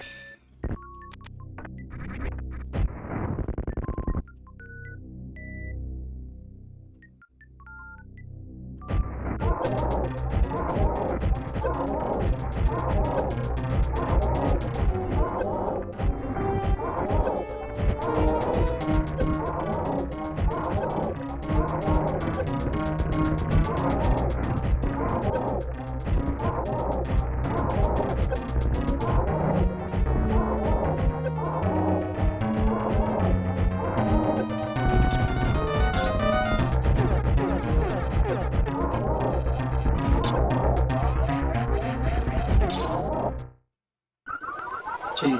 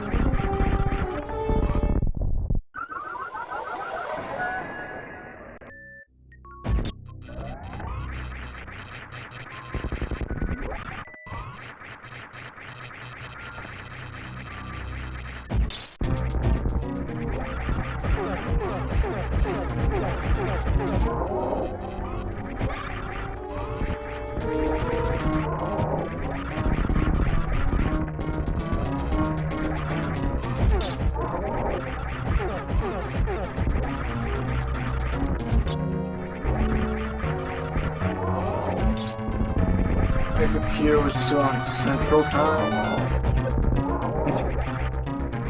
You gained an hour. Nice.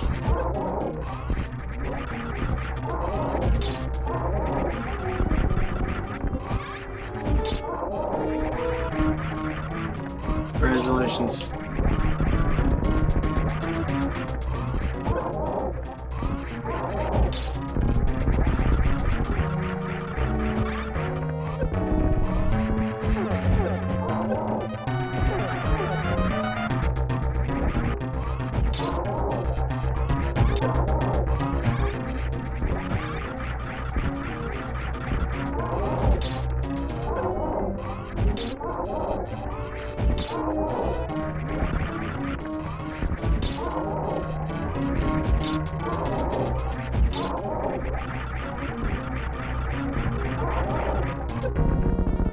Never panic if it's late at night and I feel like I'm running out of time. Not really, because I don't usually set strict deadlines for myself. But there's always tomorrow. But I do know the feeling though. I think I just kind of go out of my way to avoid it.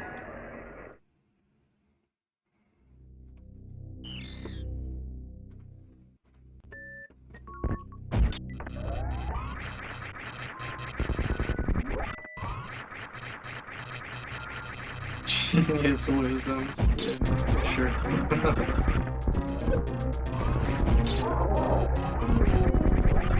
I don't know, Jacob Collier said if you don't set deadlines, you'll like never get anything done. He didn't put it quite like that, but that made me think about that. Like, you know, sometimes it's good to just like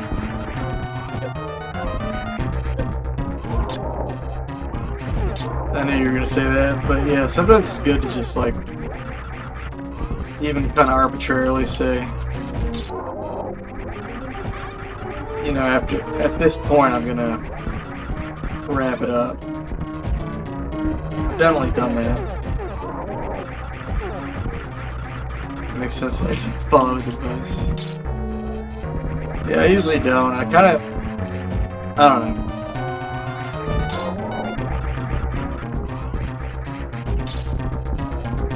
I think you can get too stuck on one project. I think that's a big problem I have, honestly.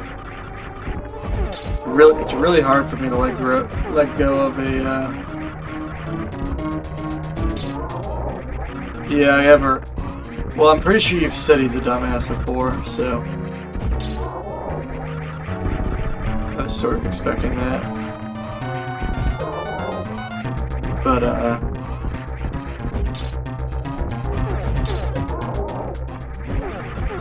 yeah, I don't know, you can get like too attached to a project, you know? I think to the point where it can be like a big time sink.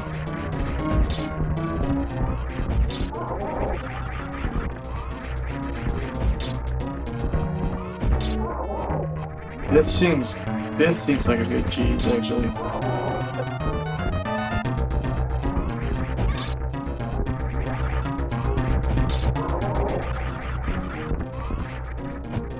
He has like 0 viewpoint as an artist because he was locked in that music room his whole life.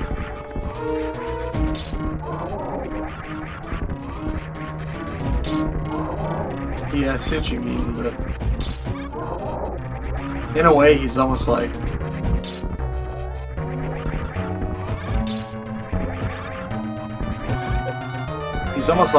pure in a way.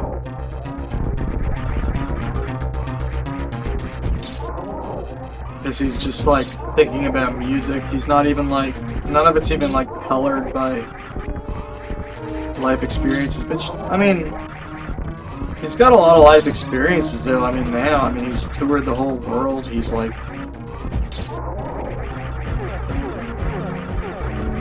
hung out with all these pop stars and stuff.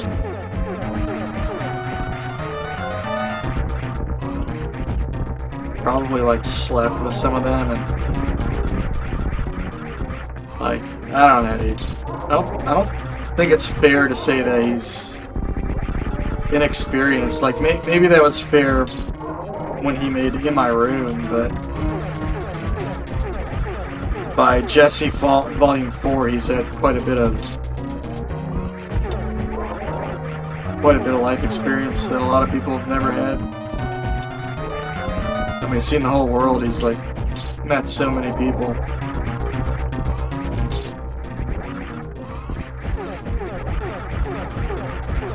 I'm sure he's suffered a little rejection and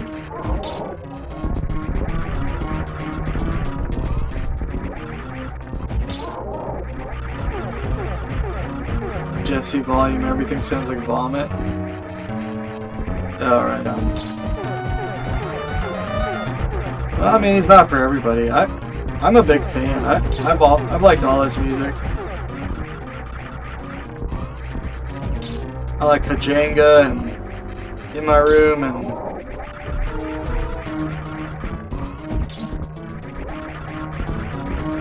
pretty much everything.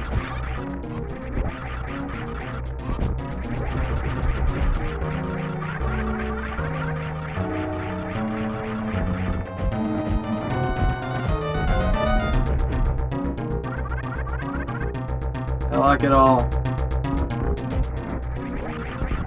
So he's almost dead, but I'm almost dead. So fuck. That was the best I've done so far, though. I got him into at least another phase. It seems like going back and forth.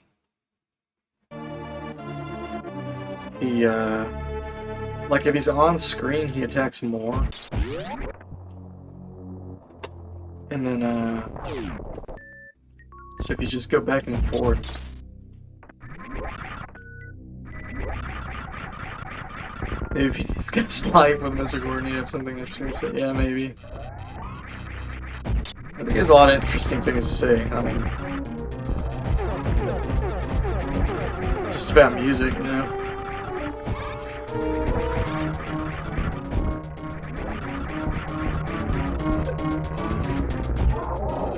I don't know, he seems to me to be a very, like, wise sort of person.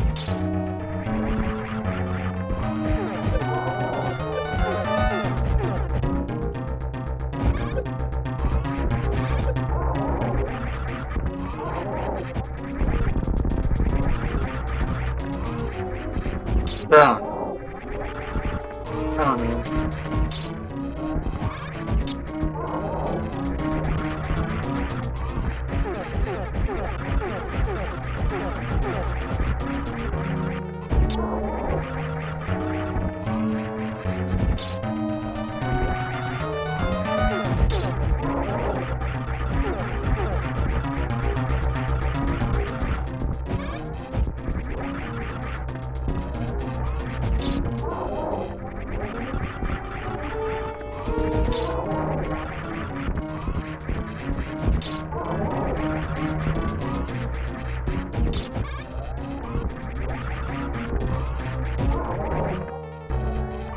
Get him off screen, he's not as brutal. He does those laser shots.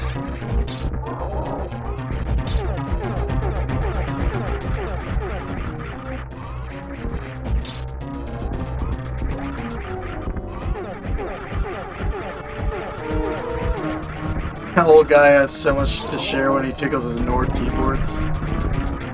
Yeah, I mean, he might, yeah.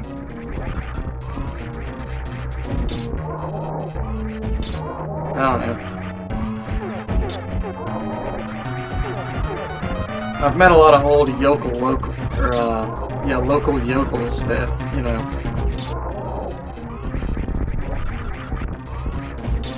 It's not that they have nothing to say, but They can be pretty disappointing.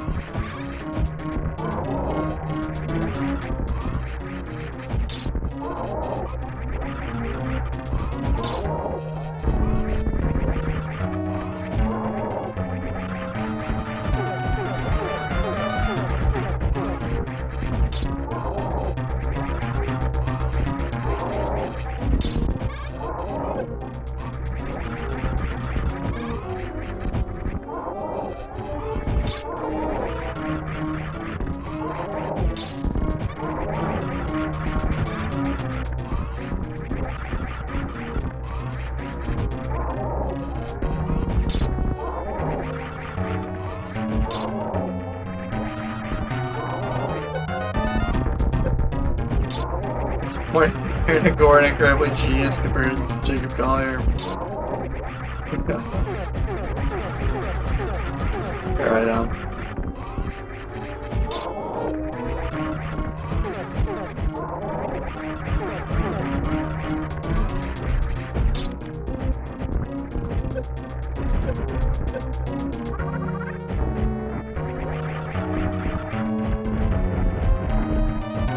okay, we're both almost dead once again. If I could just get to this phase without being almost dead, that would be fucking great. Damn, dude. You were too hasty when you said Frank Zappa was a dumbass. Did you hear some Frank Zappa that changed your mind? Compared to Jacob and Rick, Frank is so cool. I like all of them. I don't have a problem with any of them.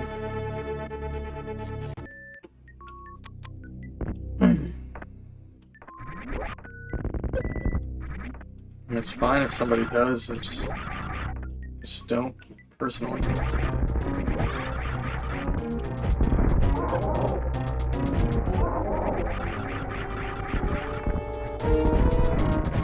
Mine hasn't changed as relative to modern dumbasses. It comes off incredibly well. Right on.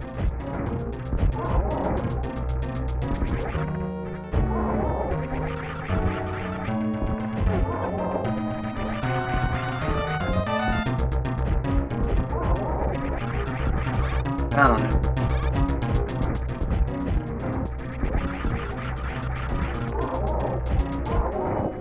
Dumbass your music had not evolved far enough for Frank's time. If you think if it had, he would have been more of a dumbass. No, you're good, it's fine.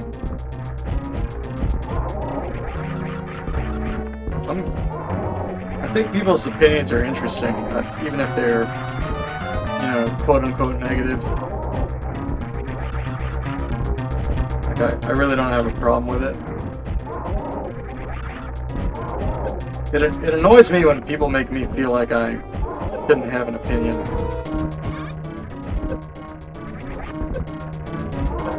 Because I usually do. It just...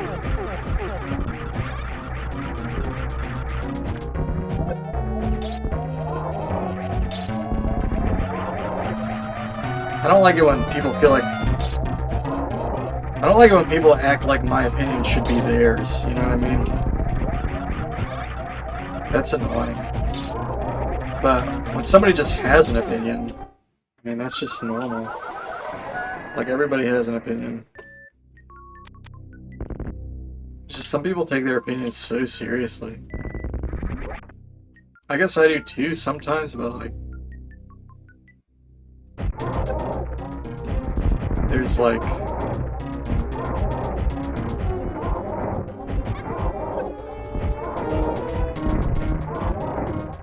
I don't know. It's just weird, because like not everybody likes the same shit. It's just how it is.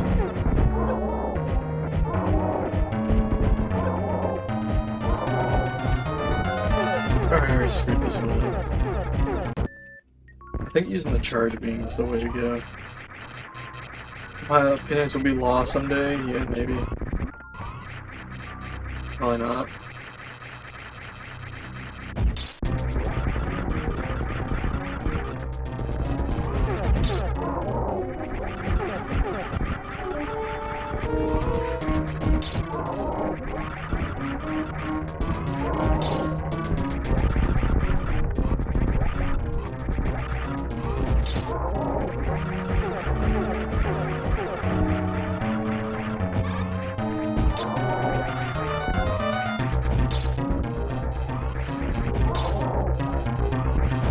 don't know, I see so much cool stuff on Instagram, like, every time I open it up. My overwhelming feeling is like, I can't explain why I got into music, because I'm not really that good at it. Because, I mean, there's so much talent. It's kind of overwhelming. It's sort of insane to expect to ever be successful when, like, the floor of talent is, like, so high. I think you've gotten a bone to pick because you really like music theory, but so many theory-first musicians get lost in the sauce. At the end of the day, it's just about expression. That's why you're always shitting on people like that.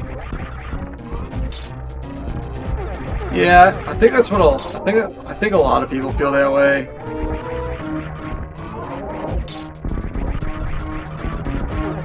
So, I think, you know, it's not only a valid opinion, it's a common opinion. Like, a lot of people say Jacob Collier is, like, inexperienced and too theory obsessed, and I don't know, like, Dream Theater was always that band for me, of like the musicians who were like too obsessed with like the just playing in weird time signatures and playing weird chords just for its own sake. But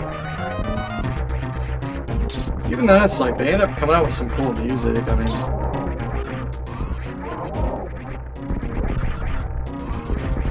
like, who am I to knock their process? I mean, they're more famous than I am. Like, we're sitting here talking about them. It's not like somebody's in Jacob Collier's live stream talking about me. You know what I mean? So, I don't know. Or Dream Theater's live stream or anything else. You know what I mean? It's like, who am I? You know, just some dude. And it's not for lack of trying. Like, I've practiced. I put in time. You know, I started a lot later than a lot of musicians, but I didn't start later than every musician. You know what I mean?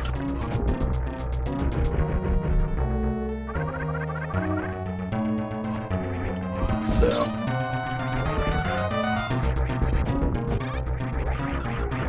In the same boat, yeah. I mean, you know, I'm basically just a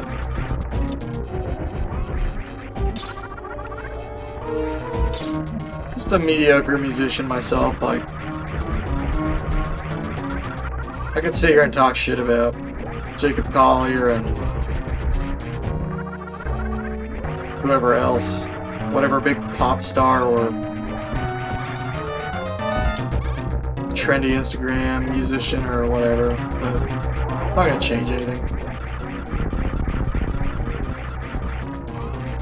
I'd rather just appreciate what they actually do and try to learn from them, and you know, hopefully I'll find my own way. And if I don't, whatever. Like, I've already accepted, like, there's a good chance I'll never be, like, successful. So, just kind of count the blessings I have, and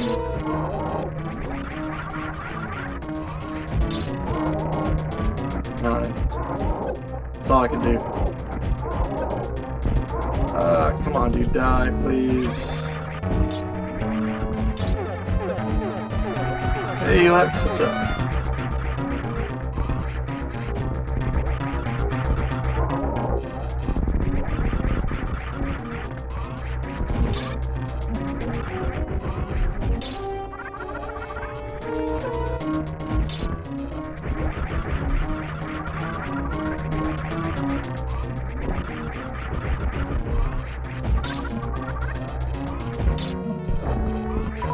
Will I sell the Doom Salad projects as NFTs? Probably not. Looks like I'll... Sounds kind of ridiculous.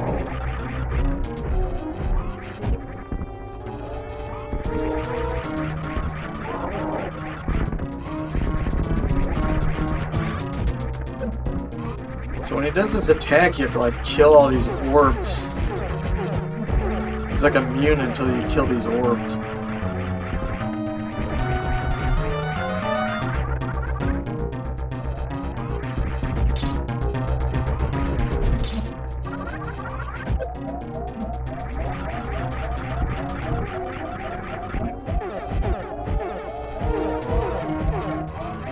Oh man, this sucks. This boss is so hard, dude.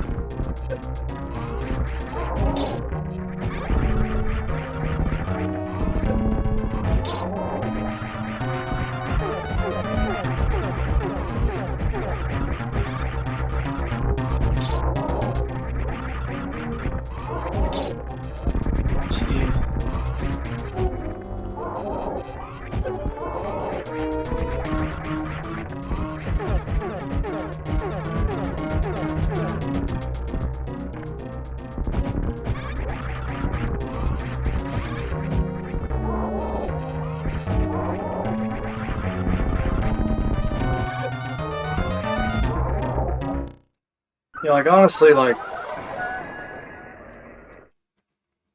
I feel like it would be really nice to just like find people who wanted to like make music with me, regardless of whether or not they think I'm gonna be famous or legendary or anything like that. Like, if they do think that, great, but like,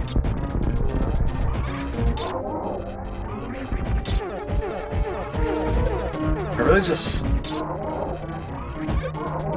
just wish I had people who wanted to work on the music I write because they just like the music. And nothing more or less sophisticated than that. Like,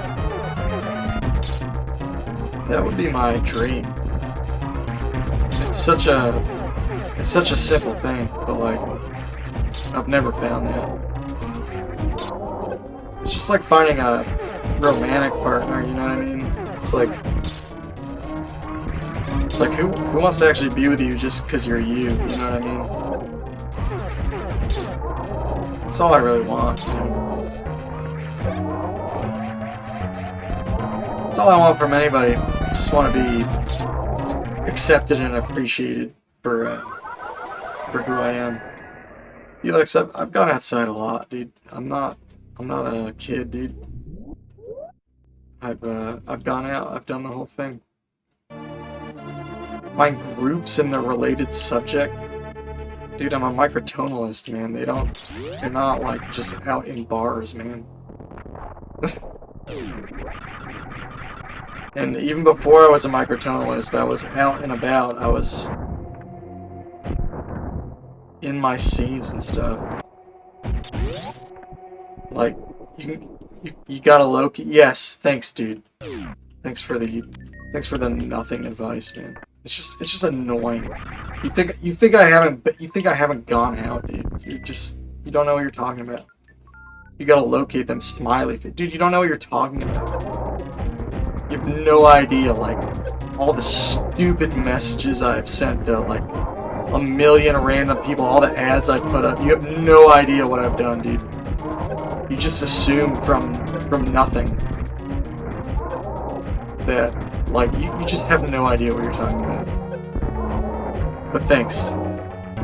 Thanks for the nothing advice. Like, if you know somebody who you'd like to refer to me, that's one thing. But if you're just gonna tell me, like, oh, you need to go outside, like, dude, no, you don't. I don't have an issue going outside, man. It's just, you have no idea what you're saying.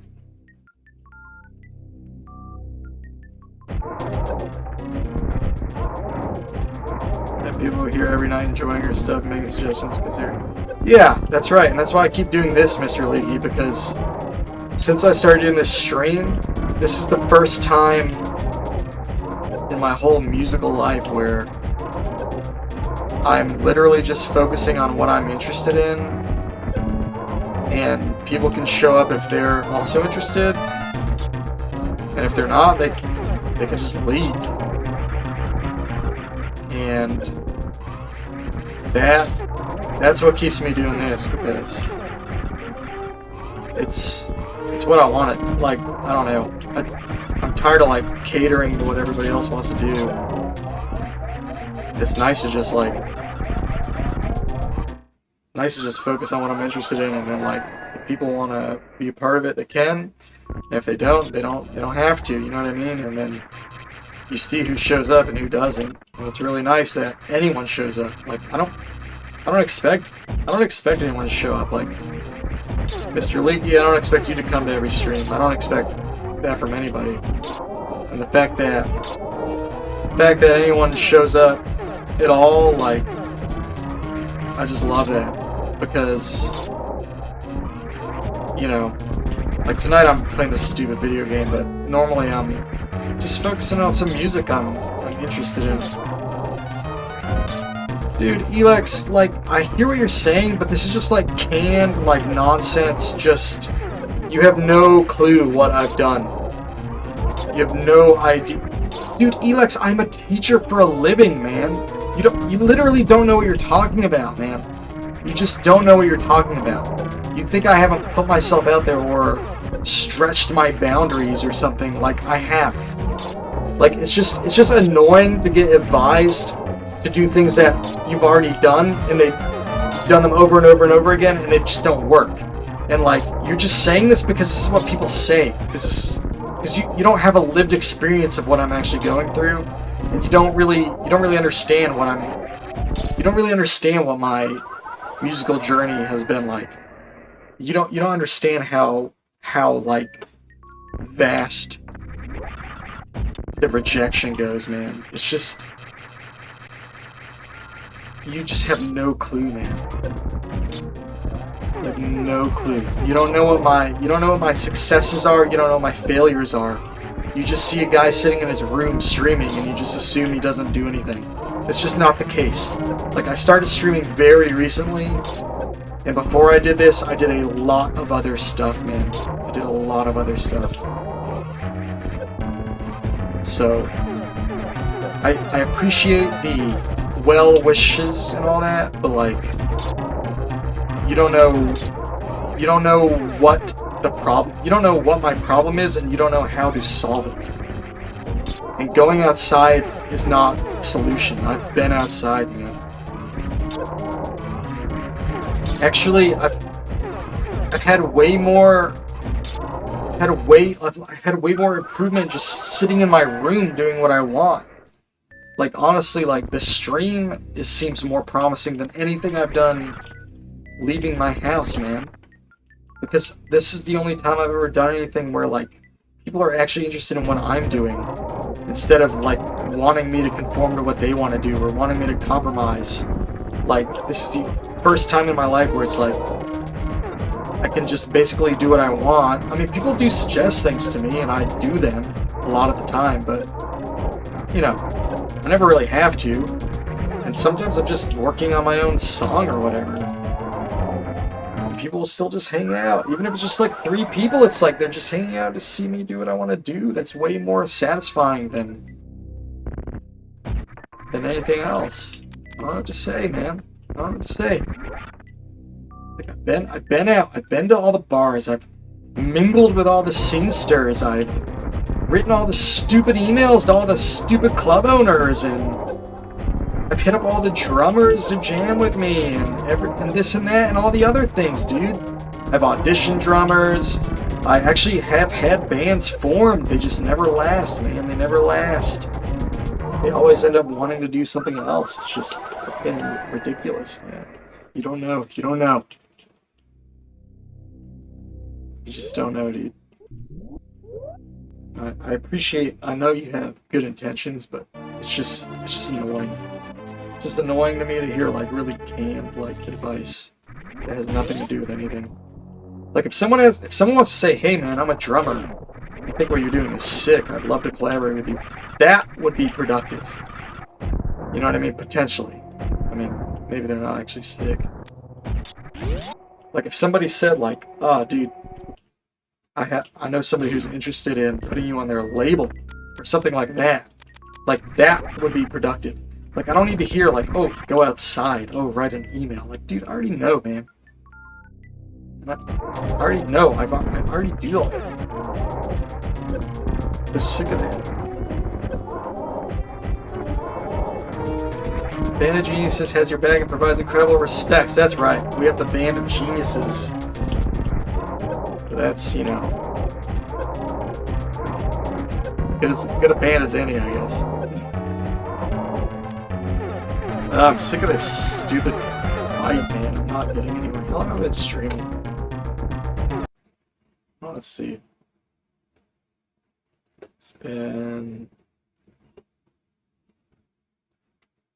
3 hours. Holy moly. It's a real band.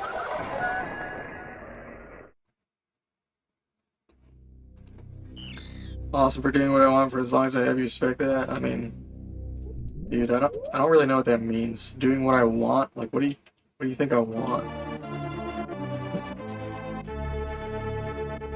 But I mean, I appreciate it. Christmas is good, man. How's your Christmas, dude? It's been a chill Christmas. At my parents right now. Had a few beers too, so sorry if I got maybe I went a little harder than I normally would.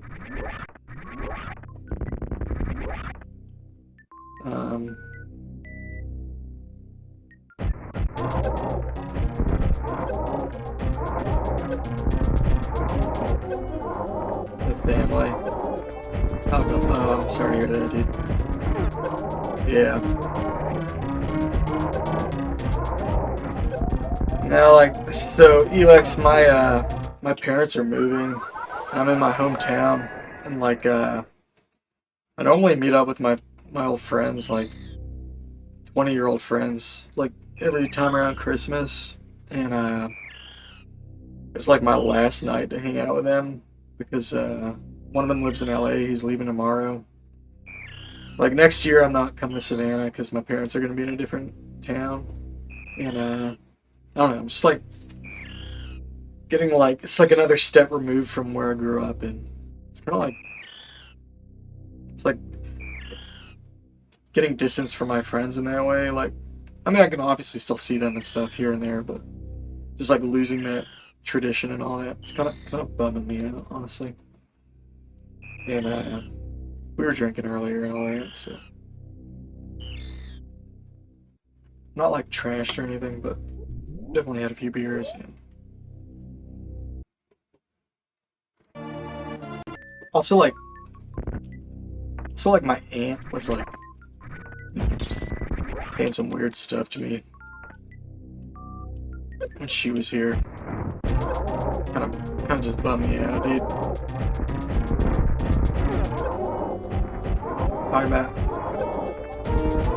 Talking about how I was like gonna find my thing one day, and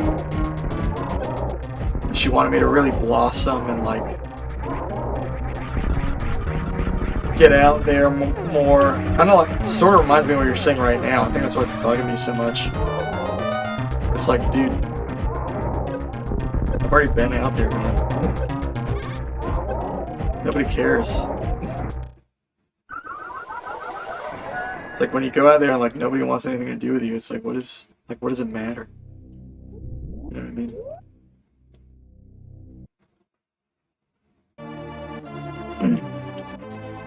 It's just like,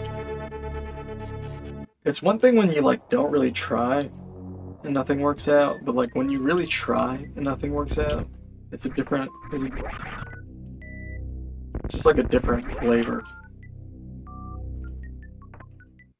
Well, people say families like you don't miss celebrating or talking to them.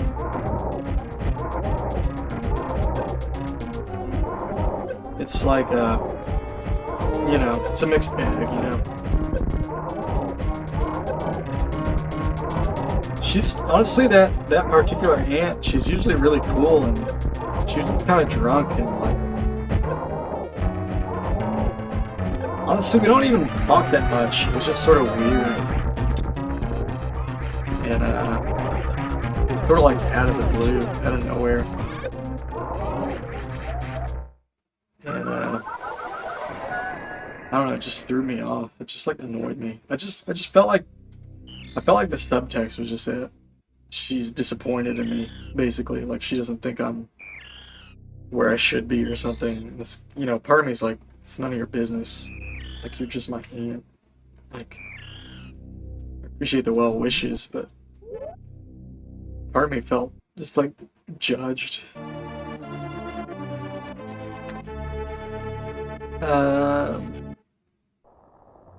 See, you've been sent to another country as a kid, you've never been back. Oh, that's crazy. Yeah, sorry to hear that, dude. Most of your family's alive just on the other side of the world. Oh my goodness, yeah. That's nuts. I mean, it's probably better to have family than not, I guess, but just in general.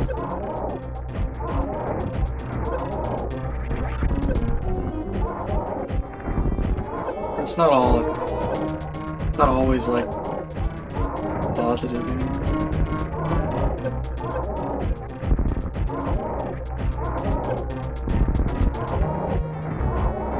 I don't know,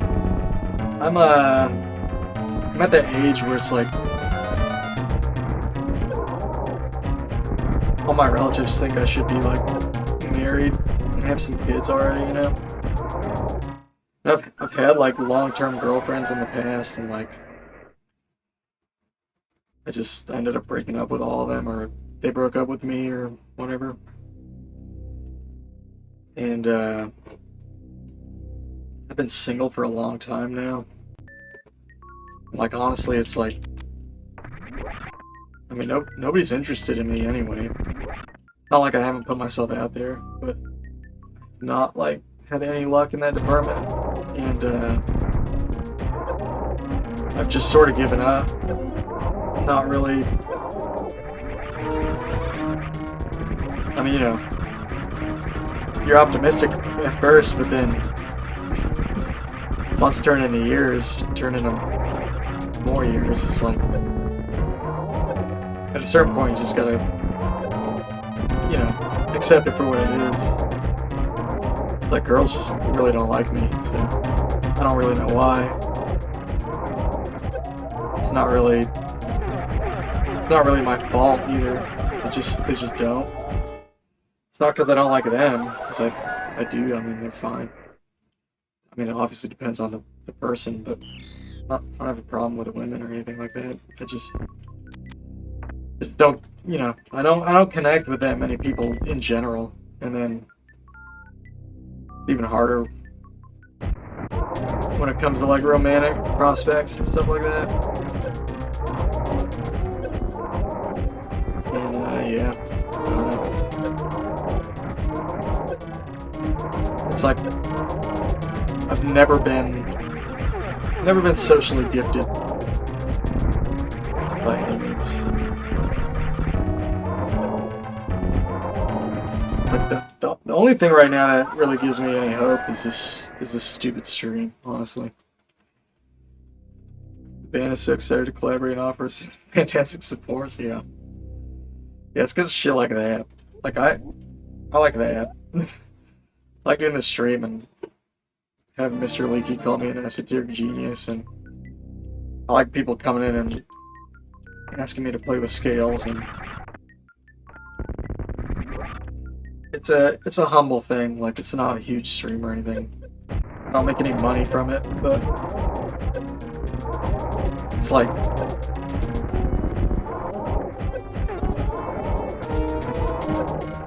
it's the only thing where I feel like there's some kind of like, it's the only thing I'm doing where I feel like it's getting socially validated in any way, even though it's not like huge. It's like, at least it's something. At least it's not just me in my room by myself doing, like, I still am in my room by myself, but there's a chat room going. You know. Mr. Paleac is our frontman to be incredibly charismatic and draw the crowds while we all invent genius music together like a genius wingman. Right.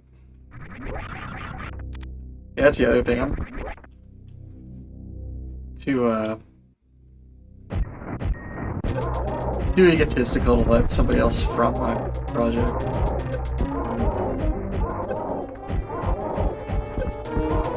So it's just how I am. You reckon look at another nationality, European and Asian women? I mean, dude, I've asked out, like, I mean, they're American women, but they're not all, like some of them have been Asian. I don't know. I'm not like, you know, I'll just ask out white girls, if that's what you mean. You think I should go on a dating site and, like, literally look at European women? Like, what is that gonna turn into? Like, I live in the States, you know? But, I don't know, maybe. I don't know.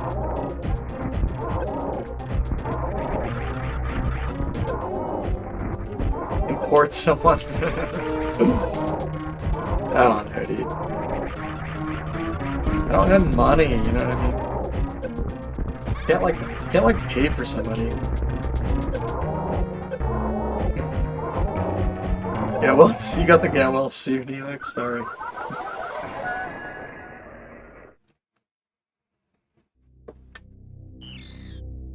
Dude, I'm never gonna beat this stupid boss. Ridiculous. This is an optional boss, by the way. I don't even have to do this. I don't know why I'm doing it.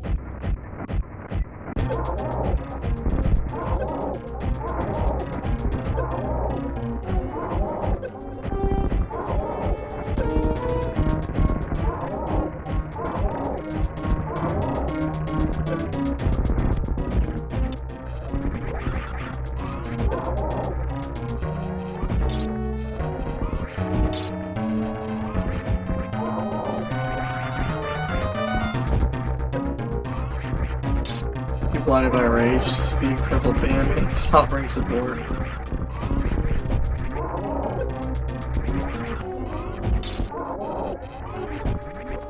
Yeah, probably.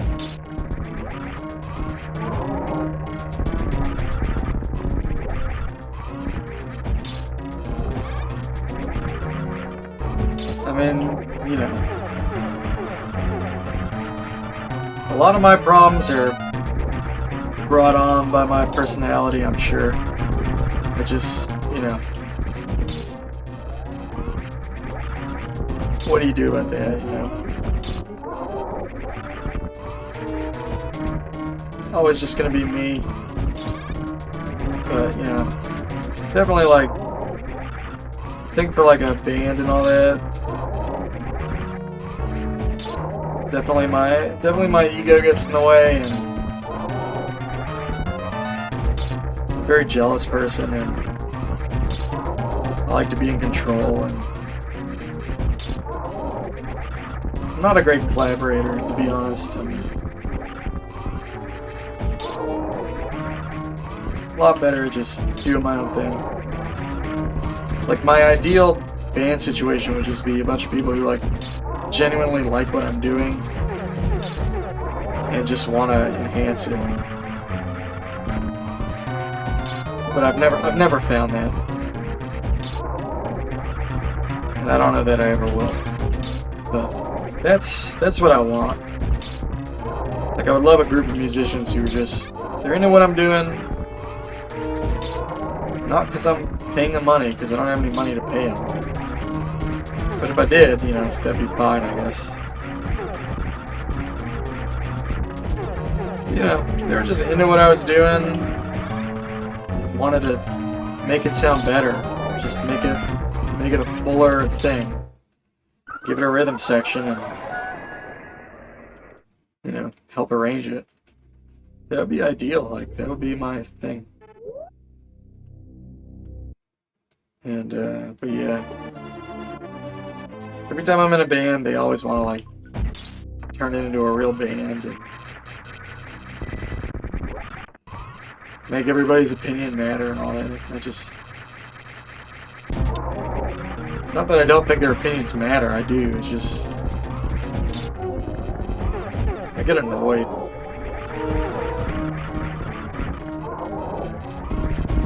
Have I considered getting better at collaborating? No, I've literally just considered getting worse at it. That's literally been my strategy.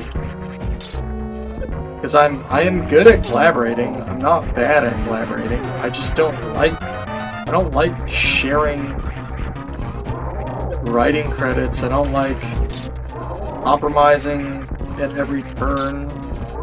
I don't like all that. I wish people just wanted to do what I wanted to do. Like, I think also it always turns into some weird, like, band politics stuff. Like, dude, I can honestly, I can do that stuff. It's not that I can't do it. I've done it. I can do it. I can navigate it. I can find ways to, like, even, like, make my way. I've like, led bands before. I've been a band leader. It's just like, it's not, I always feel like I'm like pulling teeth. Like, I never feel like it's what it should be. Like, I feel like it should be, I feel like it should just start with the, I feel like it should just start with the understanding that, like, I'm writing the music and there are people who are, like, contributing to that. Not that we're starting a band and we're gonna see what comes out. Not that there's anything wrong with that, that's great, but I'm just, like, not. And dude, I mean, look, I've written stuff with bands that was collaborative that was really good too. I'm not, like, knocking it. There's nothing wrong with it. It's like, I'll have an idea for a whole album, and I want the whole album to be a certain way. And it's like I know I know before we even get songs finished, like, the order of the songs and the names of the songs, and, like, I have a whole, like, thing plotted out. And then it's like, you show somebody an idea and they're like, oh, I have this other idea. And it's like, oh, now we have to add this other song to the thing. It has nothing to do with all this other stuff that I came up with. You know what I mean? It's like, there's nothing wrong with writing stuff as a band, like, figuring it out that way. It's like, when you already have, like, a bunch of ideas, and like throwing in other people's ideas just like convolutes the whole thing. It just like makes it all messy. It kind of like, sometimes it can even like, there's like no way to really fit it in with what you're doing. It's not the same mood or idea or whatever. It's like then you're just like humoring them to keep the band going or whatever. But you're kind of like losing out on what you were going for, you know what I mean? So like, it's not that I can't be in bands and stuff and I can't collaborate, it's just that that style of playing in a band is not really getting me where I want to go. I feel like I spawned in the wrong country for this. Maybe, I don't know.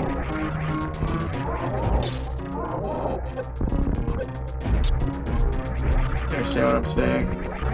It's the curse of the esoteric genius. I mean, maybe I'd, like, you know... I'm sure it's a me problem. I don't see how that... It just doesn't, you know... doesn't change anything. You know what I mean? It's like, could I compromise? Sure, I have compromised in the past. I never felt good about it. Every time I gave up on my vision in the past and what the band wanted, I never really felt fulfilled.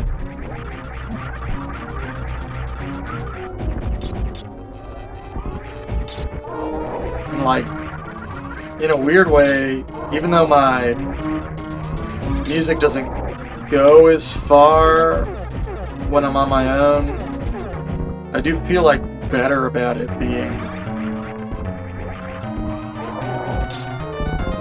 what I want, you know what I mean? Like, just in that selfish artistic sense, like, I feel better now about what I'm doing than I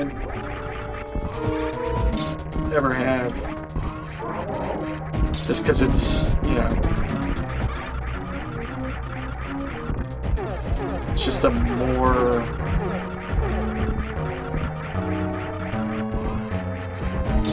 it's a more direct expression of what I've been focused on or whatever.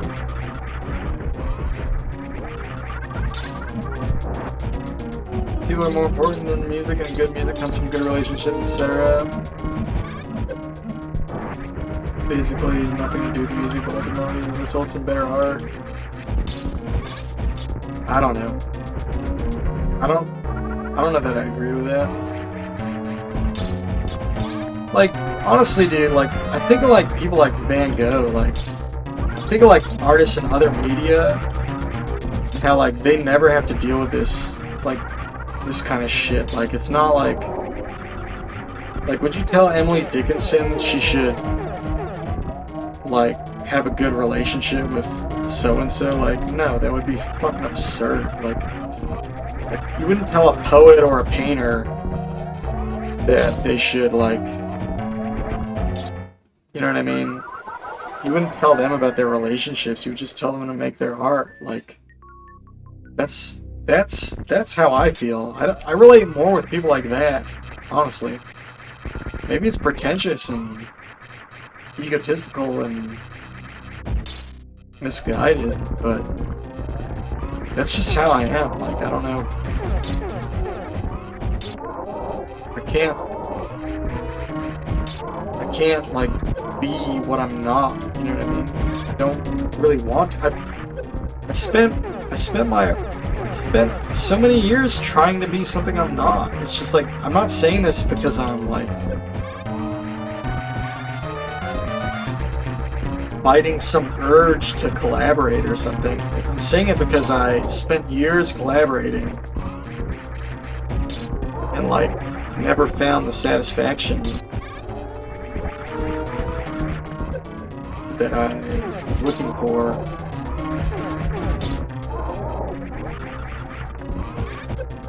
Your drummer literally died due to partially some of these types of conflicts?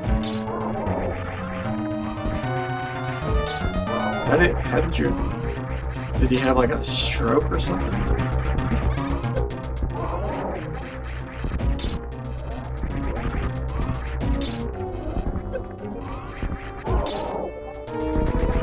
I don't know, every band I've been in has just like stressed me out, dude.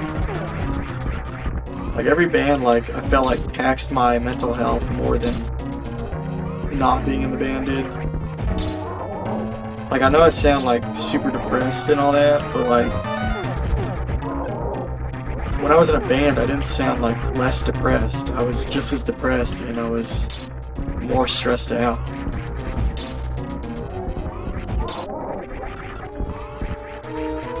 I kind of feel like I just like know what I want. I have a very clear idea of what I want, and I think that's hard for a lot of people to understand. They think I'm just like selfish or something, which maybe it is selfish in a way, but there's also just a sense of clarity.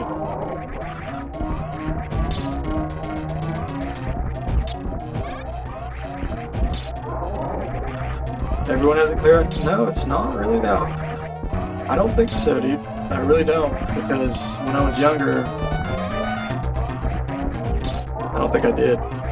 That's the thing. I think I navigated a lot of these questions. I kind of had to figure it out the hard way. But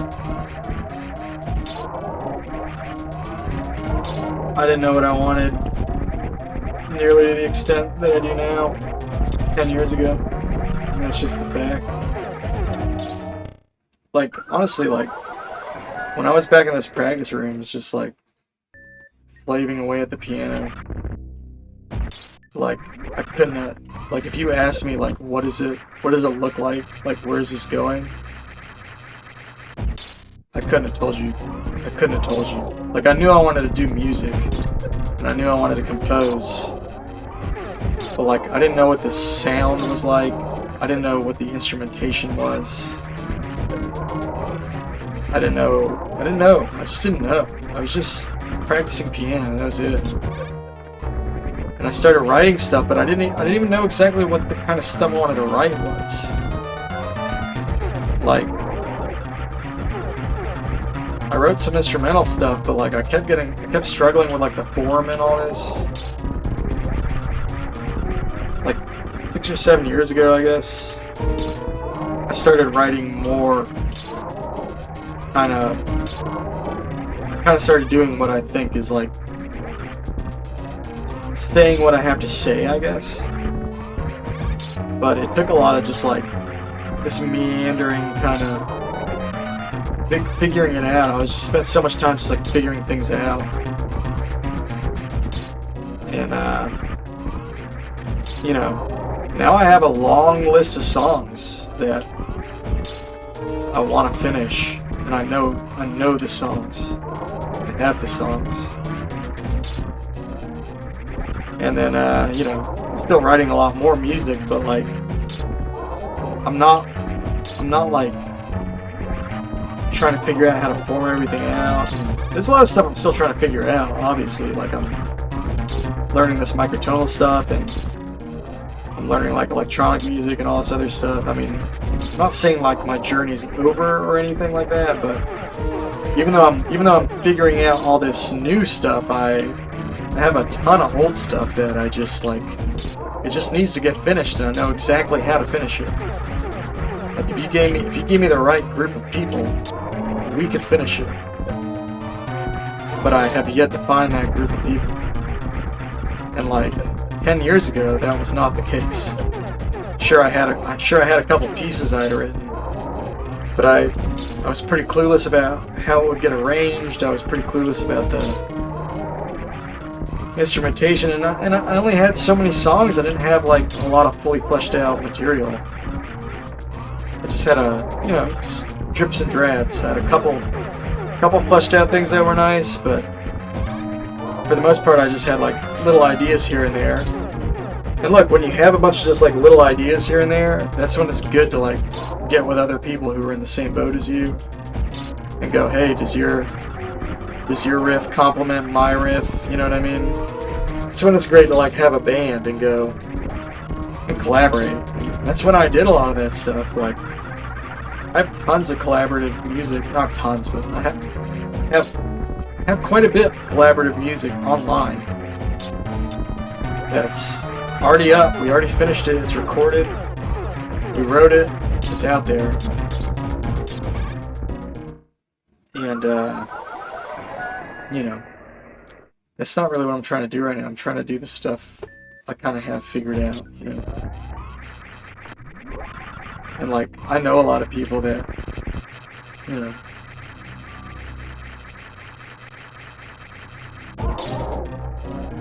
aren't in that situation. They just, I know a lot of musicians who are, like, just musicians, you know what I mean? They're not composers.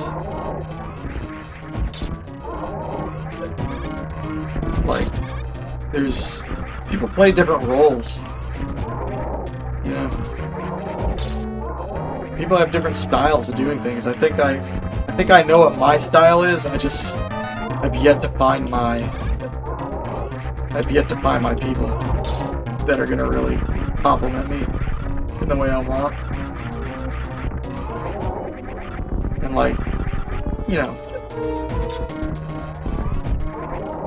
if and when I do, they'll think it's mutually beneficial. It's not gonna be a one-sided thing. It's gonna be, they're gonna go, oh look, we just want to contribute to something. We don't want to come up with the thing. Just want to add to it. We want to maybe learn from it. Maybe use it as inspiration for something down the road, but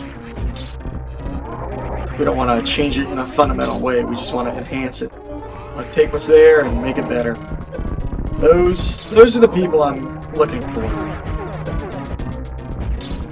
And it's just hard to find people who not only believe in what I'm doing and like what I'm doing, but also are competent enough to actually enhance it. I've met anyone on my streams that would work with me? I don't think so. I mean, I've met people on my streams that I think would collaborate with me in a different way, like Mr. Leaky and so on. But maybe we'll collaborate for fun and do stuff. And I'm definitely open to doing collaborations with people through the stream. It's not something I'm against. It's just it doesn't really solve my problem.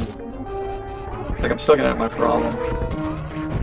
And like nothing I do like that is ever gonna like replace my goal.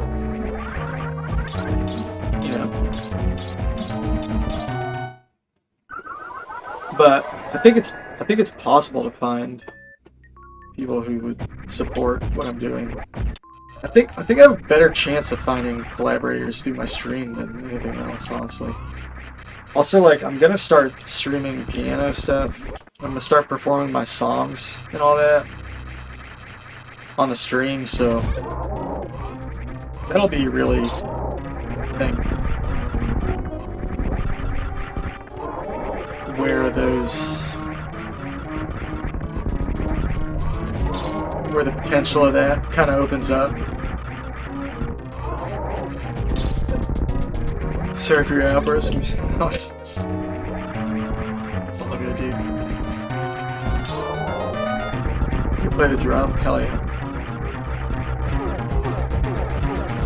Push for more views and put myself on TikTok. Yeah, I could try TikTok. Why not? Not a bad idea.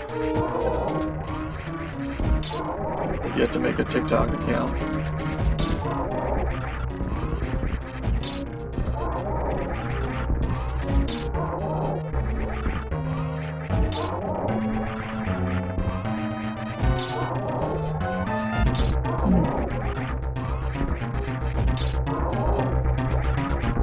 I just get annoyed because, like, I tell people this stuff and, like,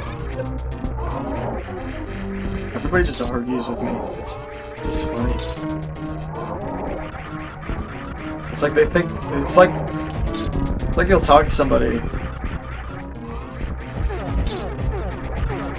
It's like they'll, like, tell you, like, oh, you got it all wrong. Like, what are you talking about, man? Like, I'm talking about my life. Like, you weren't there, man. Just find it so funny. It's like when you're a kid, it's one thing, because, like, you haven't really, you're not, like, there's a difference between, like, speaking from expectation and speaking from experience, and, like, really knowing what the difference is. And, like, I know where I have experience, and I also know what my expectations are. And, like, when I was younger, I assumed I had way more experience than I did, and I didn't really know what my expectations were, because I had nothing to, like, test it against, you know what I mean? But, like, now I do. Like, I'm pretty clear on that stuff. And it makes a huge difference. Because, like, I can draw a line in the sand and, like, someone can tell me what they are looking for, and I know if I can... I know if that corresponds with what I'm looking for. I know if I can meet their expectations. I know if they can meet mine. Like, just being able to, like, know what it is to the point where you can literally verbalize it and, like, actually, like, come up with a game plan for how to, like, make it happen. Like, it's not as vague. It's not so vague and, like, up in the air.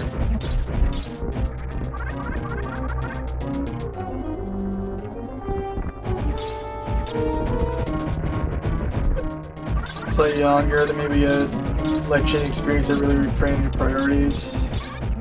What you mean with teaching? If you can't find someone that meets the criteria, why don't you just build someone that meets the criteria? I mean, it's possible, I guess. I mean, I've definitely, like, turned down drummers because they didn't have the right experience. And, like, it's definitely possible I could have, like, been patient and tried to mold them to kind of do what I want, and maybe I should have. Maybe that was a mistake, you know. Maybe I was too hasty. Well, honestly, that doesn't really seem like something I want to do. Like, I'd rather, like there was a guy that I tried out a few years ago when I first moved to Atlanta. It was, like, a pretty decent drummer, but not quite the caliber that I was used to working with. But the thing was that he was, like, he was telling me when we got together that he was, like, used to play in bands and he kind of quit and he was just, like, doing a regular job and stuff. And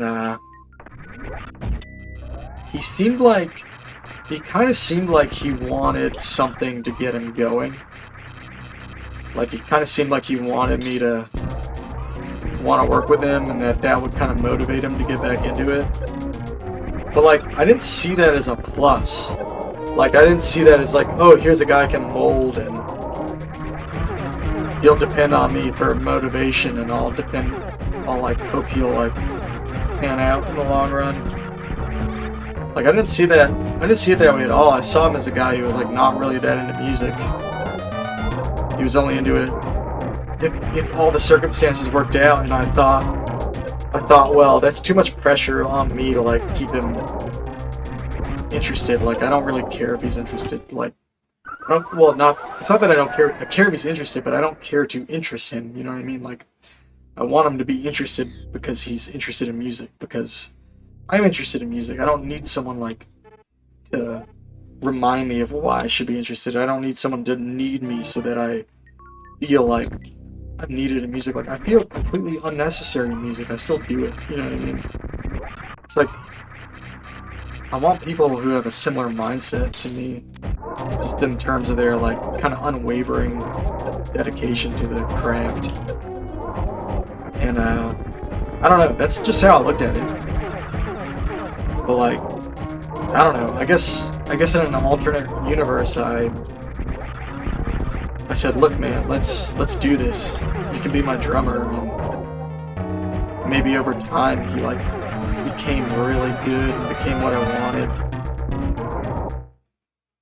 And it worked out that way. I don't know. That wasn't what I chose, I guess. You're slightly younger than you, but just saying you had this life-changing experience. You met with oh, okay. And I don't think it's, like, unique to that experience. How old are you? I'm 30, I'm about to turn 37 pretty quick.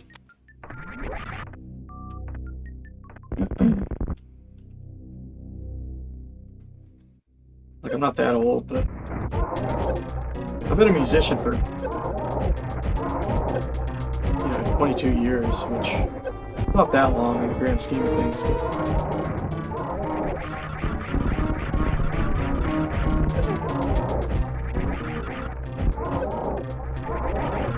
I feel like you have a deep conversation on this topic, but you're getting frustrated because you have too much to say and it's medium and spelling constraints.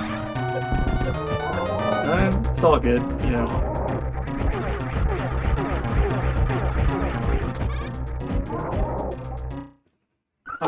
I think you have had some personal experiences that are very meaningful to you, and I'm not. I think you have, I think you have good reasons to feel the way you feel. But, like, I feel the way I feel, It's not a one or the other thing. Like, we all have different perspectives, And,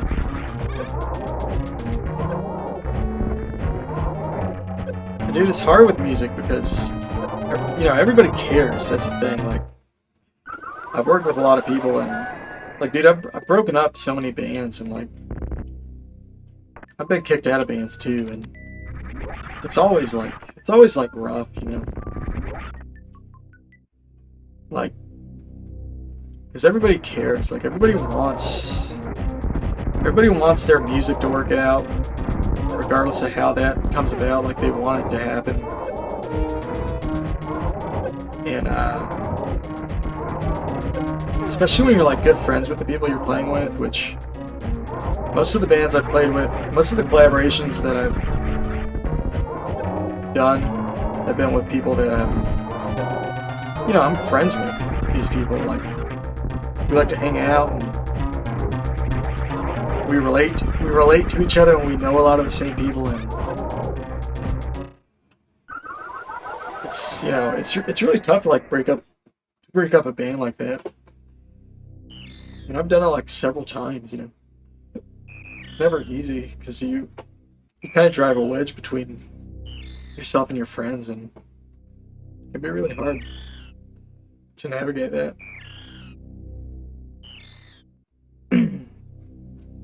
Like, you find it impressive how you consistently type the way you do. You've never seen anyone. Yeah, Mr. Leakey is definitely impressive.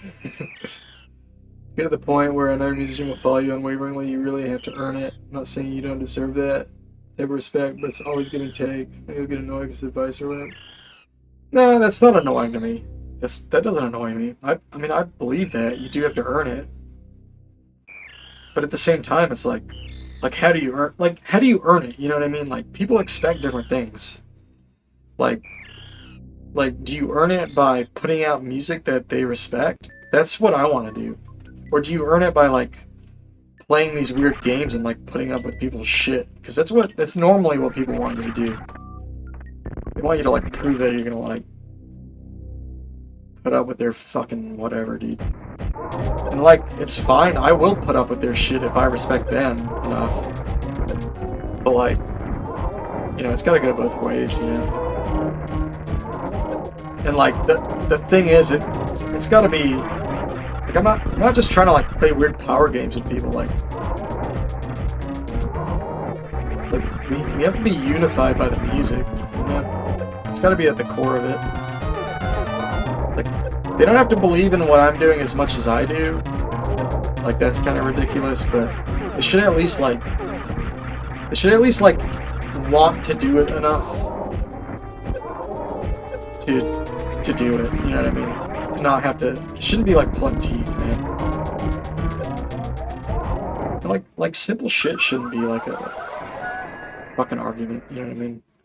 Like, when you end up having, like, weird arguments over, like, every little stupid thing, like, you can tell there's, like, something deeper going on. There's, like, a lack of trust. Like, you earn it by listening to them, and, like, you get them to listen to you. Okay, to some extent, but, like, I don't know, dude. I mean, it's not, like, dude, do I think Johnny Greenwood is pissed when Tom York wants to sing over his chords? No. What? No, but they have a very, like...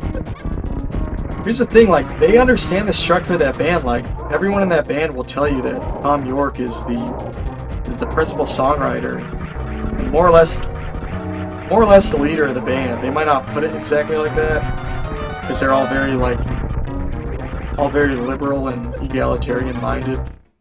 Like, they'll all agree that, like, Tom York is the principal songwriter, and he's kind of like, they respect his opinion more than anyone else's.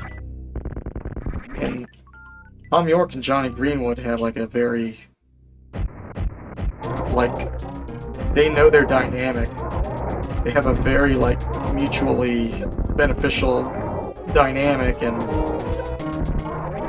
Johnny's good at what he does, and Tom's good at what he does. But, like, they know their roles, man. That's the thing, like, I know my role. If people don't respect me playing my role, then they're not the band for me, you know what I mean? Like, that's what I'm saying. Like, I know what I have to contribute, and I know what I need. Like, I need people to help me arrange things. I need people to focus on some of the little details so I don't have to. I need people to kind of just, like, support what I'm doing and enhance it. Just enhance the vibe. Like, I'm not like, I have ideas, and they have, like, a message. Like, I'm not, like, the cool guy, so, like, I benefit from, like, having someone kind of cool to work with. You know what I mean? If that makes any sense. Like, I think my stuff can be so, like, straightforward that it can, like, on its own, it can, like, delve into this kind of corny territory. Like, I feel like I know what, like, sorts of people I would like to work with that would kind of round me out and, like, make my music better. And, you know, I have yet to meet people who see me in that way. I've yet to meet the people who, like, want me to be, like, principal songwriter and principal composer, and who want to just support what I'm doing. But that's where I'm at. Like, that's what I'm prepared to do. And you know, nobody takes me seriously. That's fine. Like, maybe they never will. But that's where I'm at. Like, that's it. That's all I got. Who's the real battle? Yeah, the problem is people are you. If you can't replace people, since you're already reaching out to a global audience, I'm sure you'll find someone out. Yeah, I hope I will. You know, I hope I do. You're emphasizing the other countries bit because you may find your mentality more common in another country like Germany. Yeah, maybe. Like, you know, maybe it's an American thing. I don't really believe that it is, honestly, but maybe it is. Maybe there's something to that. The drummer example from before, you might not know right away what another person's role is. I mean, I don't know. I don't know, dude. Like, obviously don't have it all figured out. Like, he maybe could have been the guy. Yeah, maybe, I don't know. Like, that's the thing, like, I can't, it's like kind of too late now. It was like 4 years ago, I guess, that guy in particular. But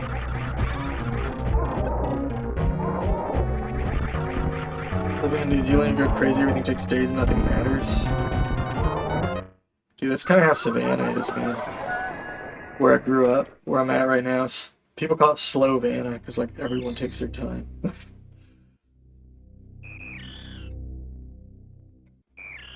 No one's in a rush. It's too hot to hurry.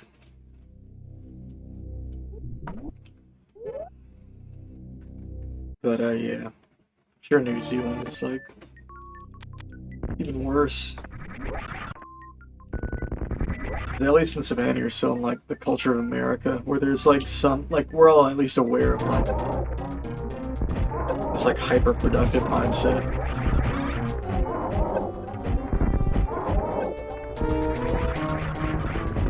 Yeah, the states are like different countries. Or, you know, different regions are definitely different. There's also a big difference if you're, like, in a city or not. Like, if you're in the country, Tyler gave it all figured out, don't budge on your positions, and then admit you don't know it all. Every critical genius can learn many things. Like, I'm not saying I know it all, I'm just saying I know what I want. Like there's a huge difference. Like, I've made a million mistakes, and I don't even know the extent of my mistakes. I may have made so many I didn't even know I made. Like, that's not what I'm saying. I'm just saying, like, I know what I want, I know what to ask for, and, like, it'd be really nice if I could, like, maybe I don't know what I want. Okay. Maybe I don't. I definitely do, though. I definitely know what I want. So, I don't know necessarily how it's going to come about, but I know what I'm looking for. I don't know every little detail of what that looks like, but yeah, I do know what it is. I do know what it is I'm looking for. For sure.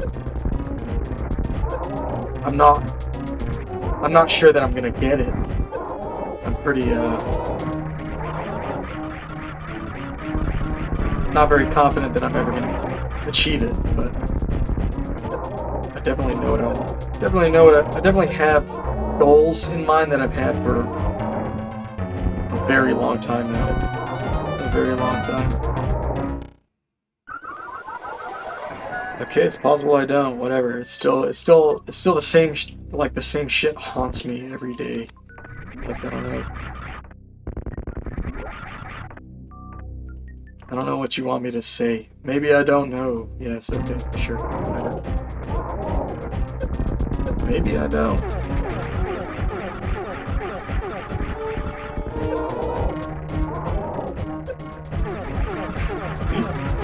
It's bizarre.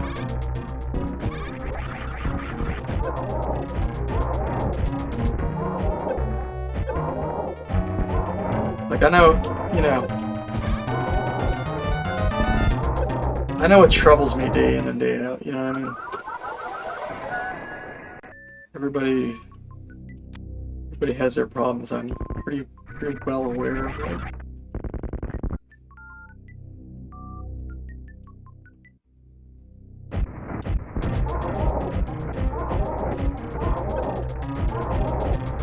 I'll put it this way, I know what's on my mind.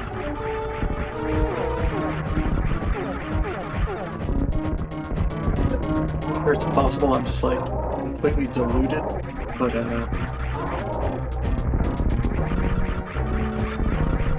it's a pretty persistent, inconsistent delusion.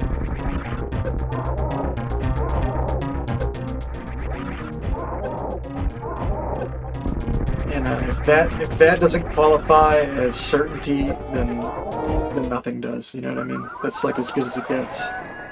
It's like, do you know that the sun will rise tomorrow? Technically, you don't know, but yet it does every single day. So at a certain point, it seems silly to say you don't know. You know what I mean? it's like what when you take it to a certain point, like, and you talk about like what do you know and what don't you know, it's like it gets silly after a certain point. It's like you know nothing with absolute certainty, but to constantly speak like that and to like treat everything that way, it's almost like a waste of energy because certain things happen over and over and over again. And like it doesn't matter if it happens outside of you or inside of you. That consistency and just like you can rely on that happening. You understand that it will happen at a certain point. It just you might as well just say it. Like the sun will rise tomorrow. Like I know that with as much certainty as I know anything. Which beyond that, it's just like becomes a different conversation. Similarly, I know what troubles me over and over again. I know what I want. I know what ails my heart and my mind. I know what bothers me. I know what I get upset about. And I know what makes me happy, you know. I know it would give me relief. And those are the things I'm talking about. It's not bizarre you said earlier that when you were younger you didn't know. Maybe when you're older you see your current self like that too. Yeah, absolutely. I'll get more clarity over time, but look back on yourself almost any point in your life, think, why would a dumbass think that? Okay. Yeah, it will continue, absolutely, but at the same time, like, when you have, like, decades of consistency, like, here's the thing you don't know when you're younger. When you're really young, you think that your personality is, like, up to you. You think that you have, like, all these choices and shit. And you make choices, absolutely, but over time you start to realize that, like, you don't choose your choices. You know what I mean? You don't choose what's important to you. Like, you don't choose what you care about. And other people care about other things. And other people make other choices based on feelings that are similar to yours, but they feel those things about different things, you know what I mean? And so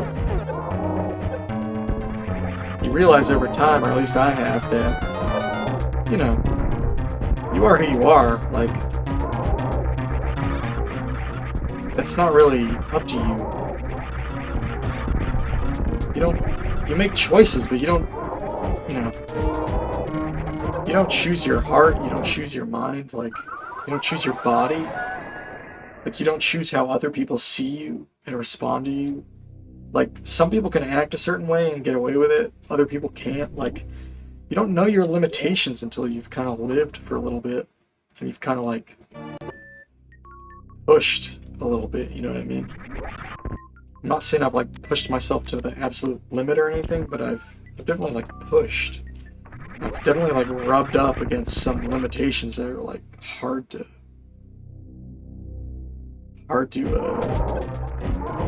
you know, it's humbling to, like, deal with it. You know about David Lynch? Oh yeah, I love David Lynch. Remind you of him when I'm talking about Van Gogh and Emily Dickinson. Yeah, I mean, David Lynch is an amazing director.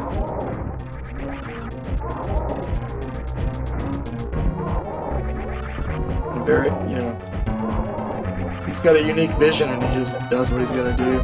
He's also big into meditation and all that. I have a lot of respect for and admiration for David Lynch, absolutely. Get rid of the consistency, routine sucks. I mean, routine gets boring, I agree, but like,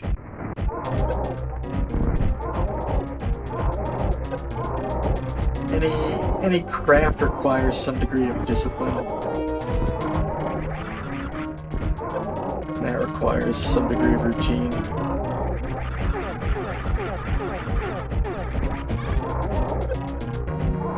Like, the only way to overcome the burden of discipline is to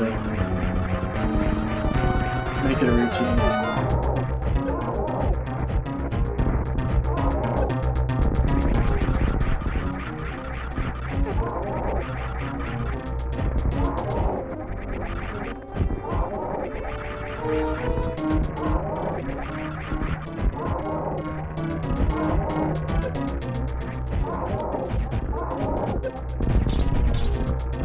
Yeah, he was always pissed, burning his relationships, put a ton of emphasis on how meditation changed that for him. A huge aspect of his change of heart was realizing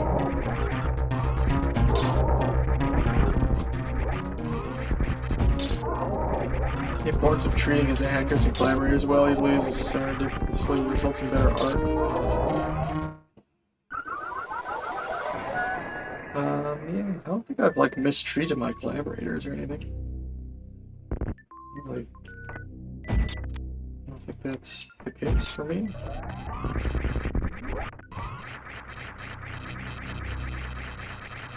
Giving collaborators creative freedom and room to make decisions. I mean, I hear you, dude. I hear what you're saying. I don't. I'm not like a. I'm really not a control freak. I'm not. I just want there to be understanding at the end of the day that like, it's not even an understanding. Like I just want the center of the project to be whatever I'm like. Some music I've already basically written. So I'm not saying I want to like dictate every little thing everybody does. In fact, I don't want that at all. I want like creative people to contribute creatively to the degree that they feel comfortable. And I'm always open to new ideas and stuff too. I'm not like, there's certain things where it's like, I've had experiences where like, I've tried working with people on some of my music and they're trying to like change everything. And you can tell that they're not, you can just tell they're not like, they don't really have an idea. They're just like, they're kind of like, it's like you can tell they're just sort of upset that they didn't have anything to do with the forming of it. It's like you can tell when people are just like throwing out ideas just to throw out ideas.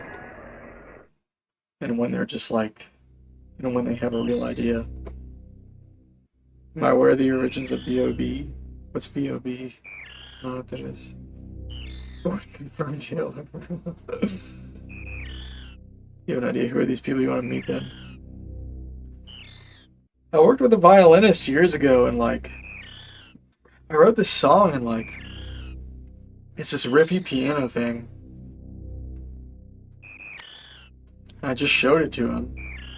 I was just kind of seeing what he would do with it. I didn't really know what he should do with it, you know? I just wanted to throw it at him and see what he would do with it. And he was just like, what would it sound like if you just played it all as block chords? Even though the whole song is just like a series of riffs. And I was just like, it sound dumb, dude. I mean, it just would. And then like, I was telling my friend later on about this. Same story I'm telling y'all right now. And yeah, I told my friend, I was like, yeah, dude, I met with so-and-so. And like, he was like, oh, you know, I want to hear this, like, I just want to hear you like block out all the chords and like, what would it sound like if you did that? And like, I told him how I just like, basically like wrote off the idea. And my friend was like, oh, you know what? I kind of like, I don't know, I'm kind of curious, like, what would it sound like? And I was like, okay, dude, let's do it. So I went home and I recorded it, all his block chords, and I sent it to him.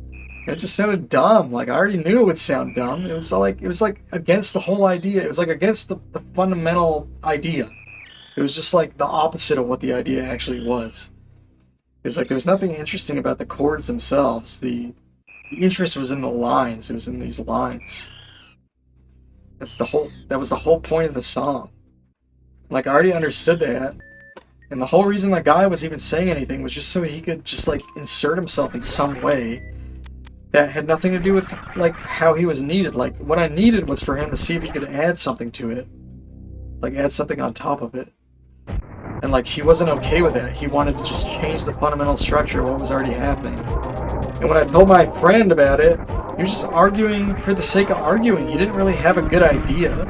He didn't have a way to improve the song by playing block chords instead of some riffs. He was just like, oh well, what if the guy was right? He was just like philosophically entertaining an idea. It wasn't like it wasn't an artistic question. It wasn't a productive question. It was just arguing for the sake of arguing, and that's the kind of stuff I'm trying to get away from. Like, it's really, when you boil it down, it's just like immature.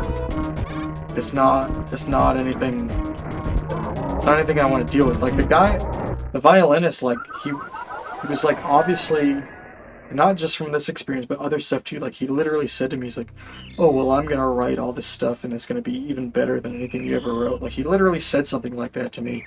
It was just like the silliest, like most immature, like dumb thing to say.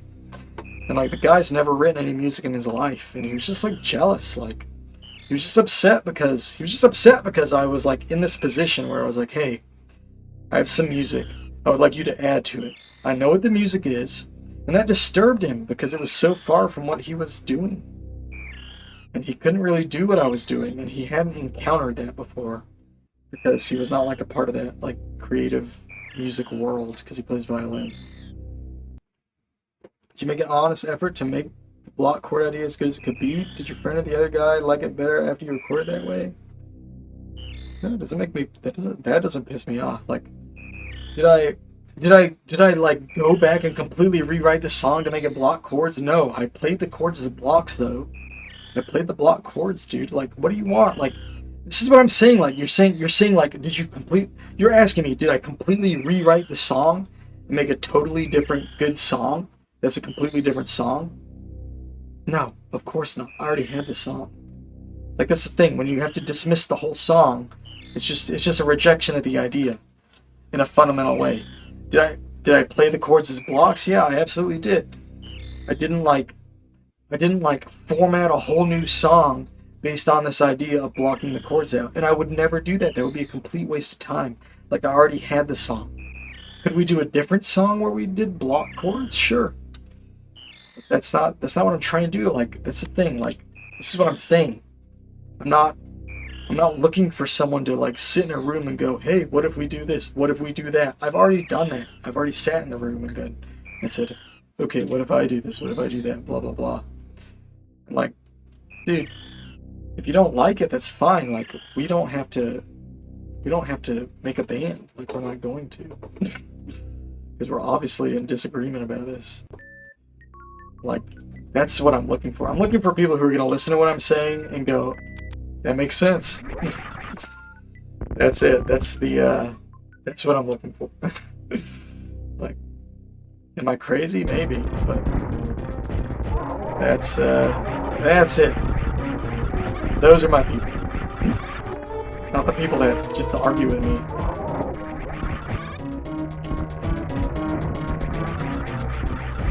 I think that's by Ligia, the same question. Additionally, how clearly do you communicate what you want from these other musicians? Maybe they don't understand what you want. On one hand, you're saying you want something very specific. On the other hand, you're saying just throw it at him, see what he does. That doesn't make sense.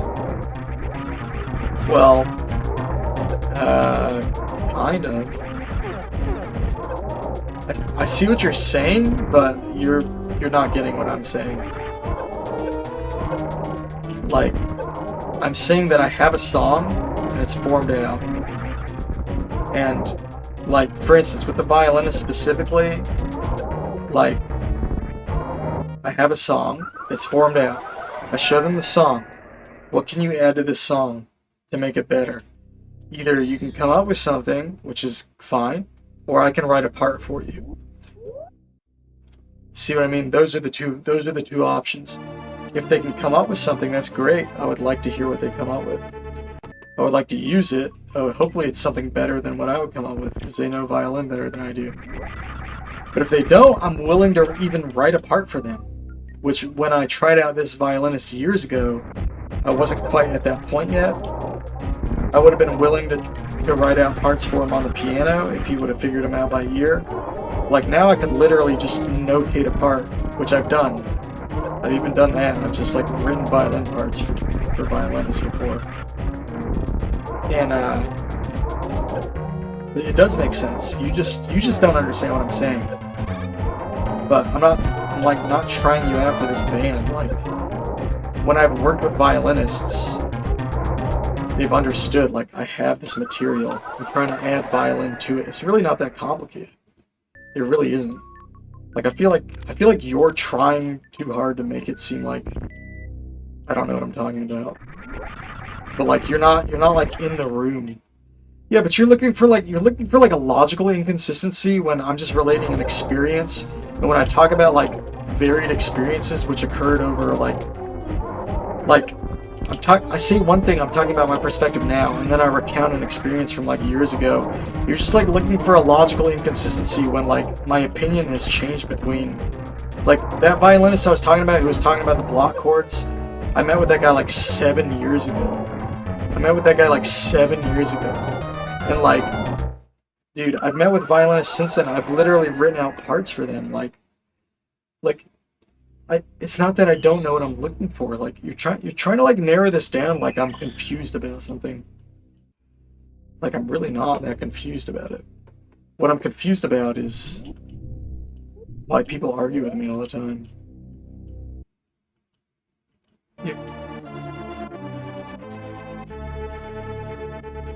He obviously wasn't clear that nothing besides his shirt should be changed. No, well, maybe he wasn't clear at first, but I made it pretty clear once he brought it up, yeah. It's pointless disassembling what you have and have not done and judging you without knowing music and actually working with you physically, so you couldn't go there. Is there any multiplayer games since you're here just playing stuff? Oh, that would be fun. But, I don't have anything I can stream, I don't think.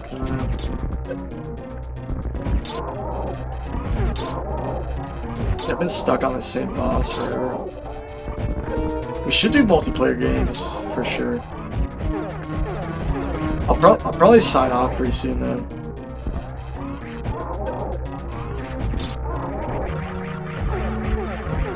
It's getting late.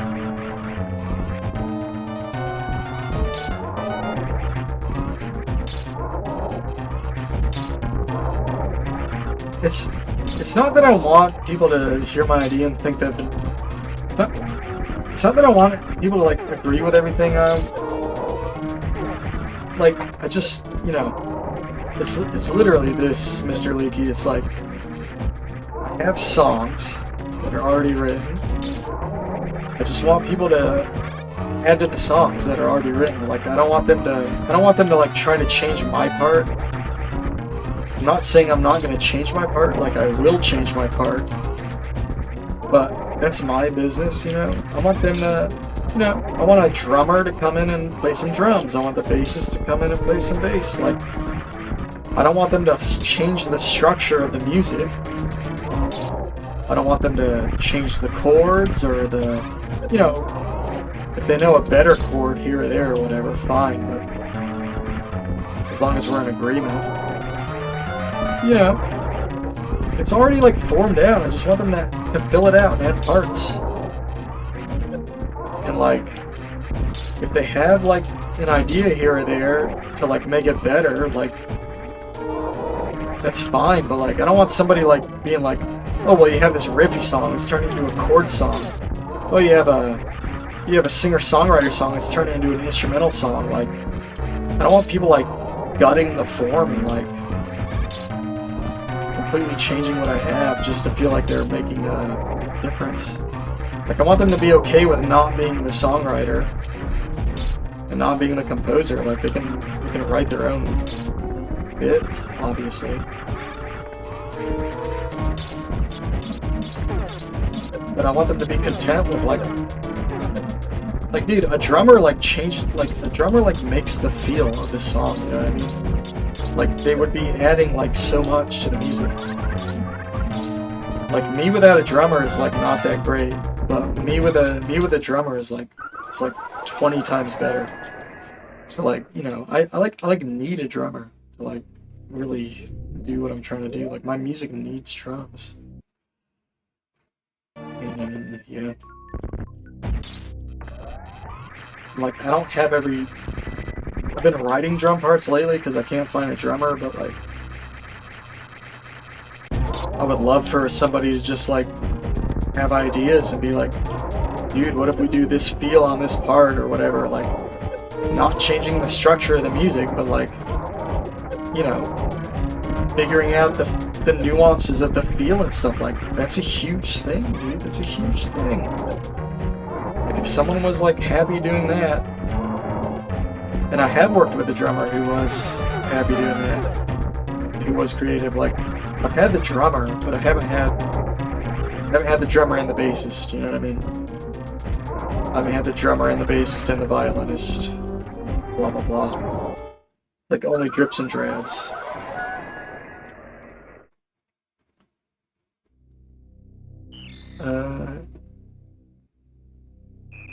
Said you want musicians to hear your idea and say that makes sense. Just playing Team Fortress 2 servers. Making sense referred to. Saw a guy named Leaky in the game. Try to be clear, you weren't saying you didn't make sense, just asking more of what I already said. Alright. Main character. I gotta man, my throat's getting tired. I gotta wrap it up pretty soon. Might go like 30 minutes max, but after that I'm out of here. Dude, this boss is freaking impossible. I don't know how I beat this guy before.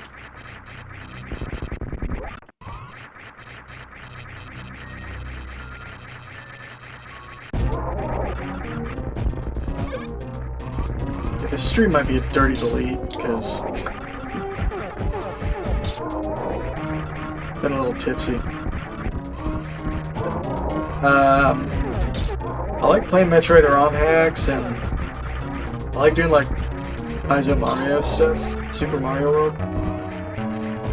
And I play like Mario Kart 2, like on the Switch, Mario Kart 8 or whatever.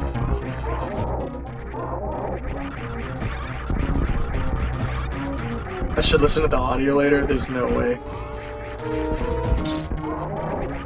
This will be like a pure cringe fest.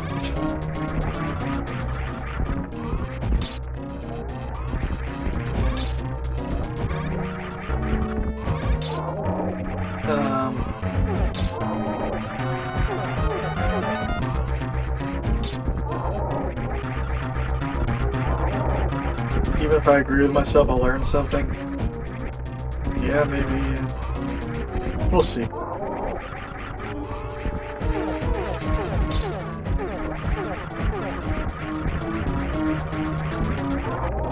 Like, I've had this same like conversation too before.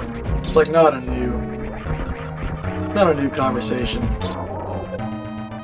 It's like with other musician friends.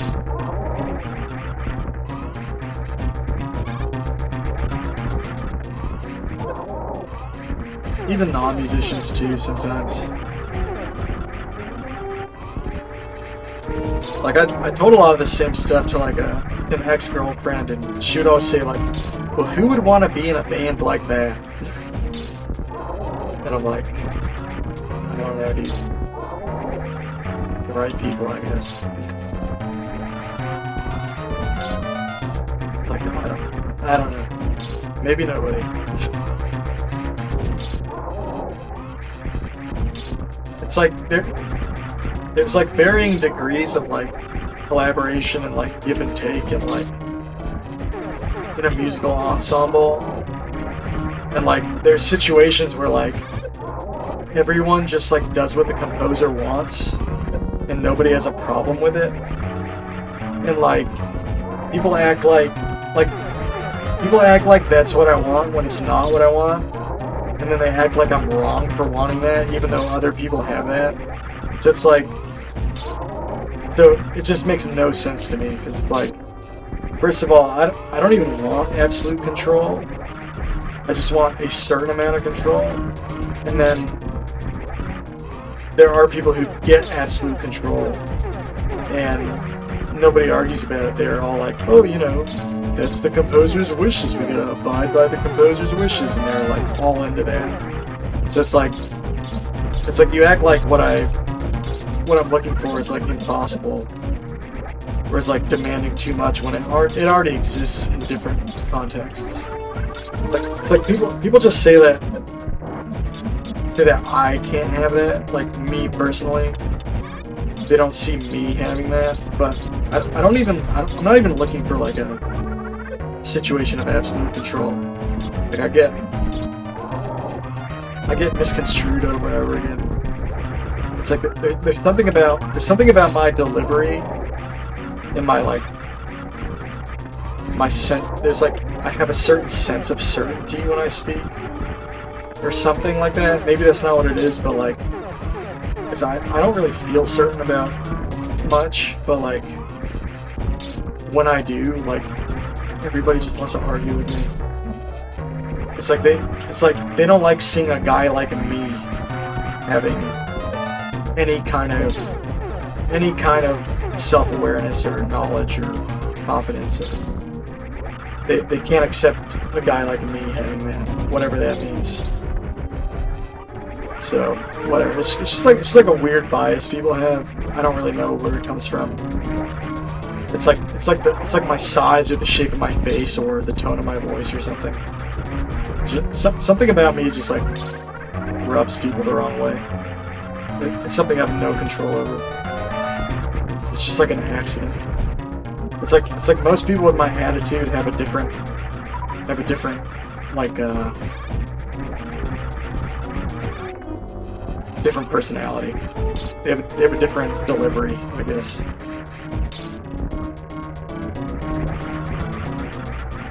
Been recording it for a long sample on music concrete piece.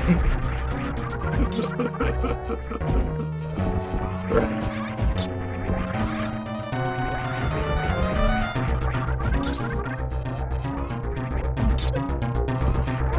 I think I just come off as pretentious or something, which is fine. I don't know. What are you gonna do?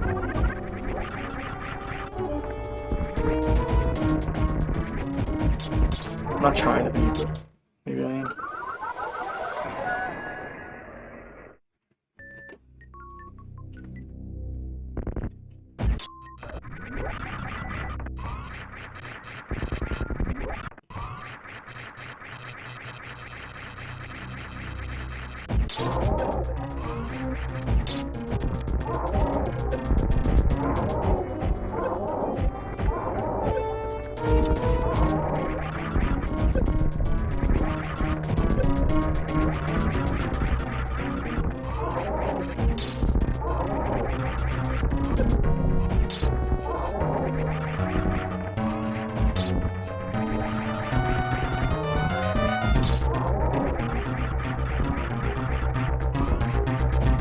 Or being a politician is knowing how to play the game. Being politics is still politics.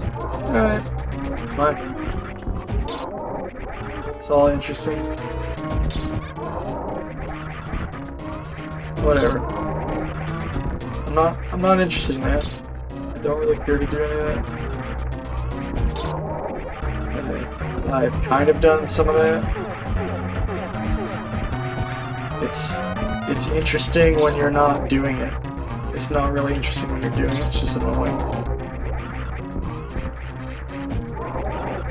It takes there's a reason like most successful politicians are like narcissists and sociopaths.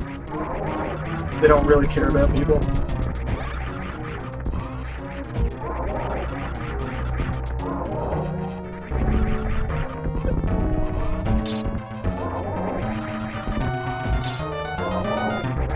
They just use people, you know? That's the other thing, it's like, I can't, you know, going back to that drummer we were talking about earlier, it's like, could I have trained this guy? Like, maybe. It's like, what is, you know, what's going on in that relationship, you know what I mean? Also, like, you could spend a lot of time, like, training a guy and it could just not work out. You could just, like, lose interest overnight. You'd get bored. It's like if you're the one motivating them, it's like, you can't really depend on them.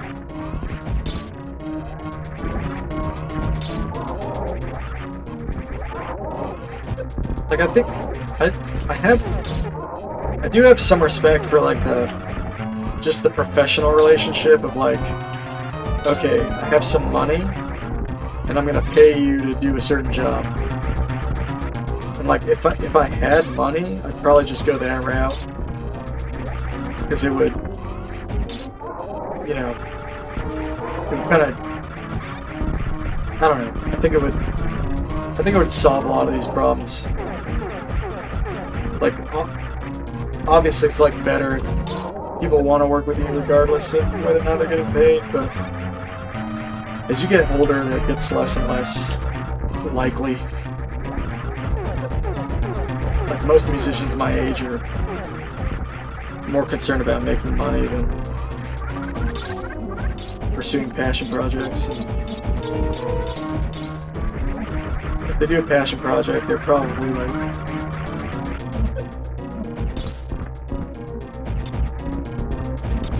playing with friends or writing more material or whatever. Yeah, if I ever had like enough money to like pay some professionals,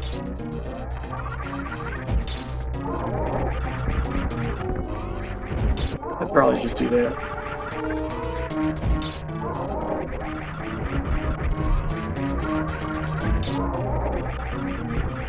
They pretend to care about you, they convince you they care about you.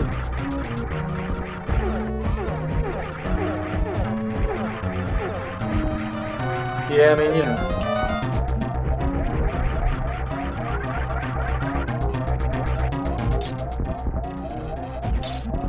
Understand and relate to where you're coming from.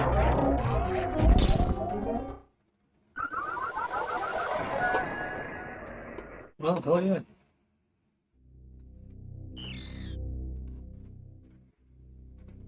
I guess. Or hell no. Damn. Sorry to hear that.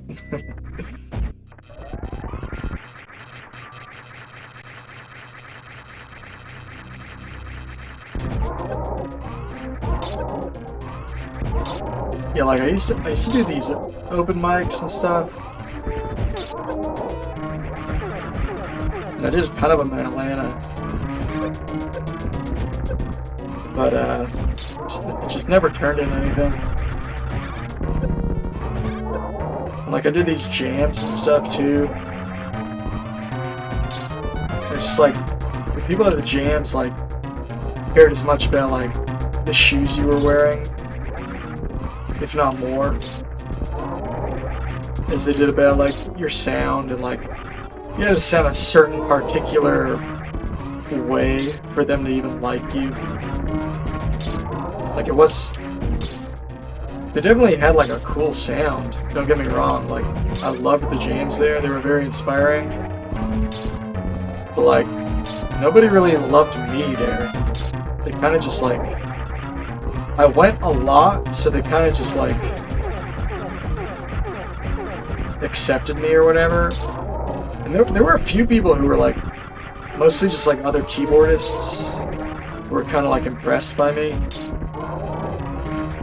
And some people like thought I was doing like cool stuff like harmonically. But I'd say the majority of the people there kind of didn't like get me, I guess. And definitely like the people running the jams who like, the people you really wanted to impress, they were not impressed.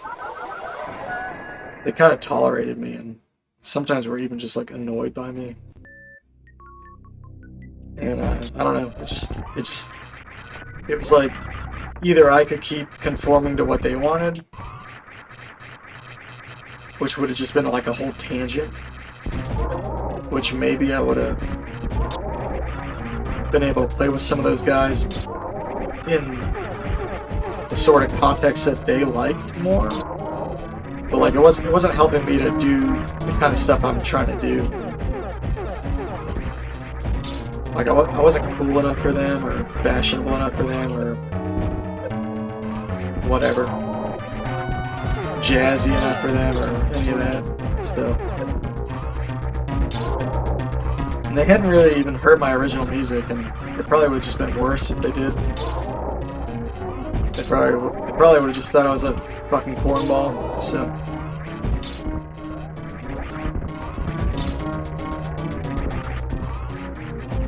Didn't really matter. It's like, why waste time with people who are not interested in doing what you're doing, you know?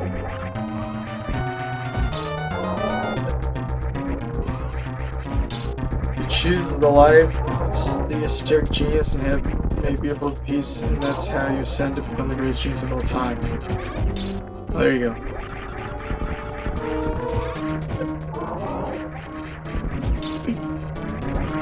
That's the way, I guess.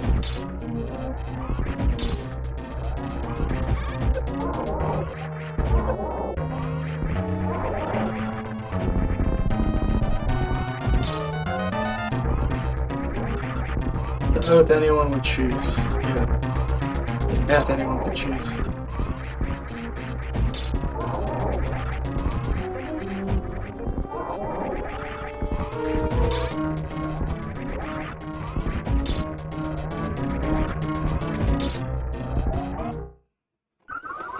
Yeah, I mean, yeah. Hopefully the stream will help get me where I want to go. We'll see.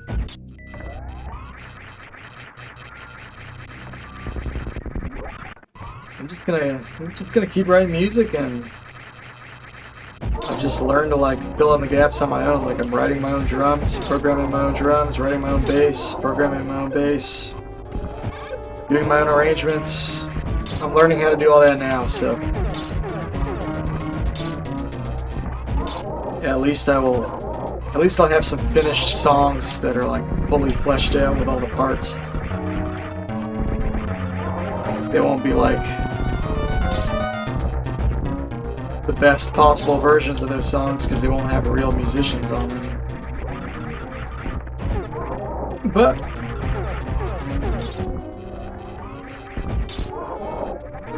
it'll be better than what I had before, which is just me singing to a piano and no drums, no bass, nothing else. So.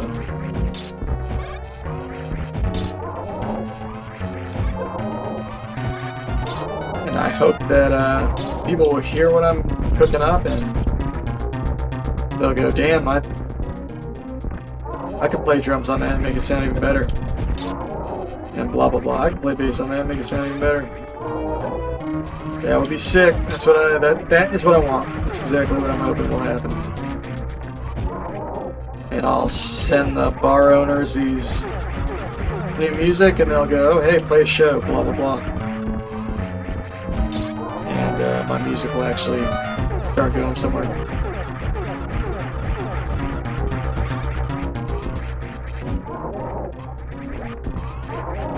And if it doesn't happen with this next batch, maybe it'll happen with the batch after that.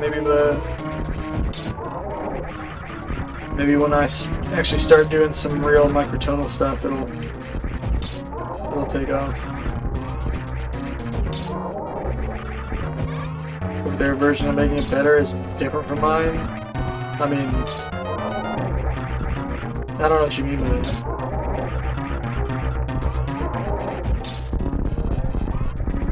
If they have an idea that's better than my idea, then I'll take it. Like it's... In the end, it's my decision because it's my music.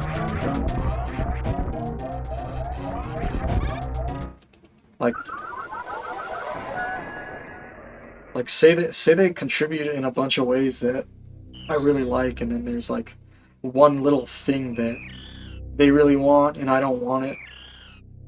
Am I gonna not let them have that one little thing? No, I'll let them have it. Whatever. It's just one little thing.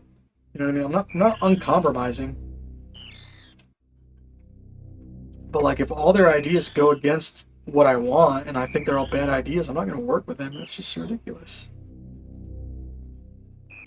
Like, if their version of making it better is different from mine, like what does that even mean? Like, we have to like agree for it to be a suitable, like, collaboration, you know what I mean? Like, I have to agree with them that their idea is better in some context.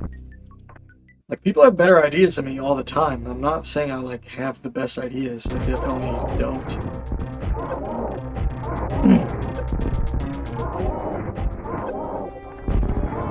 It's just I do have songs, and I have a form on the songs. There's certain things I'm not gonna there's certain areas I'm not gonna budge, because it would just be ridiculous to.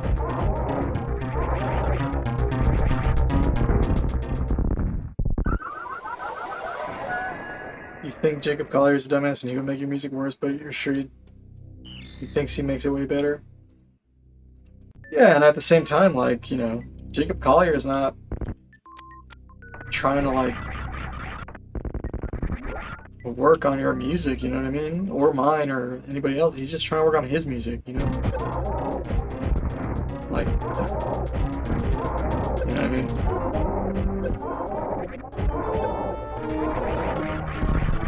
Like, everybody has their opinion. It's like, that's part of like how, like, when you collaborate with people, you should have, like, kind of, you shouldn't have the same opinion, but you should have some overlap.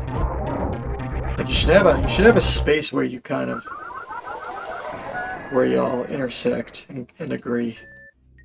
Like, everybody I've worked with, like, for an extended period of time, like, you kind of figure out, like, where you drift and where you intersect. And, like, the music you make is mostly where you intersect. That's, like, the core of it. But where you differ is where it gets interesting. Like, they bring something to the table that, like, you don't and won't, because it's, like, it's not you, it's not your aesthetic. Like, the guitarist in Doom Salad, like, he can go, like, way heavier than I can go. He can bring a certain level of, like, suspense and intensity that's kind of hard for me to achieve.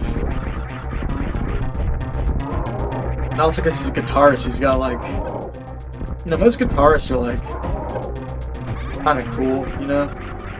Most pianists are not that cool. That's definitely true with me and him. Like, he's definitely, like, the cool guy between us. He's, like, way cooler and has, like, a cooler aesthetic too. Like, he has just, like, these cool, catchy ideas. And, you know, he brings that to the table. It's, like, something I don't really do. It's something that's kind of out of the norm for me. I think I'm better at just, like, it's not that I don't have cool ideas, but they're not quite that level. And,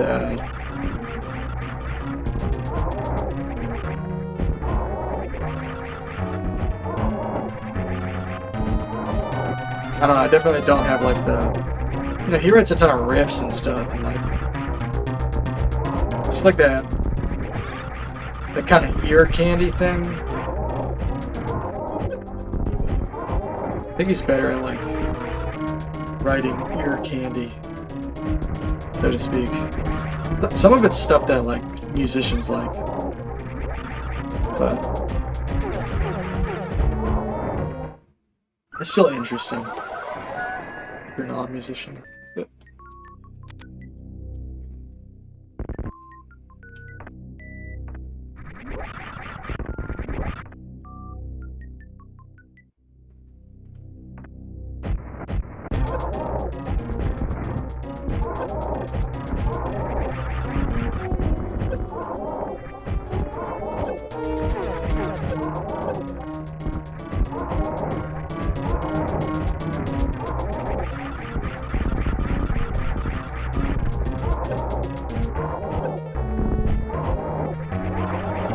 embracing the difference is an incredible genius. Yeah, I mean, I'm all for that, you know?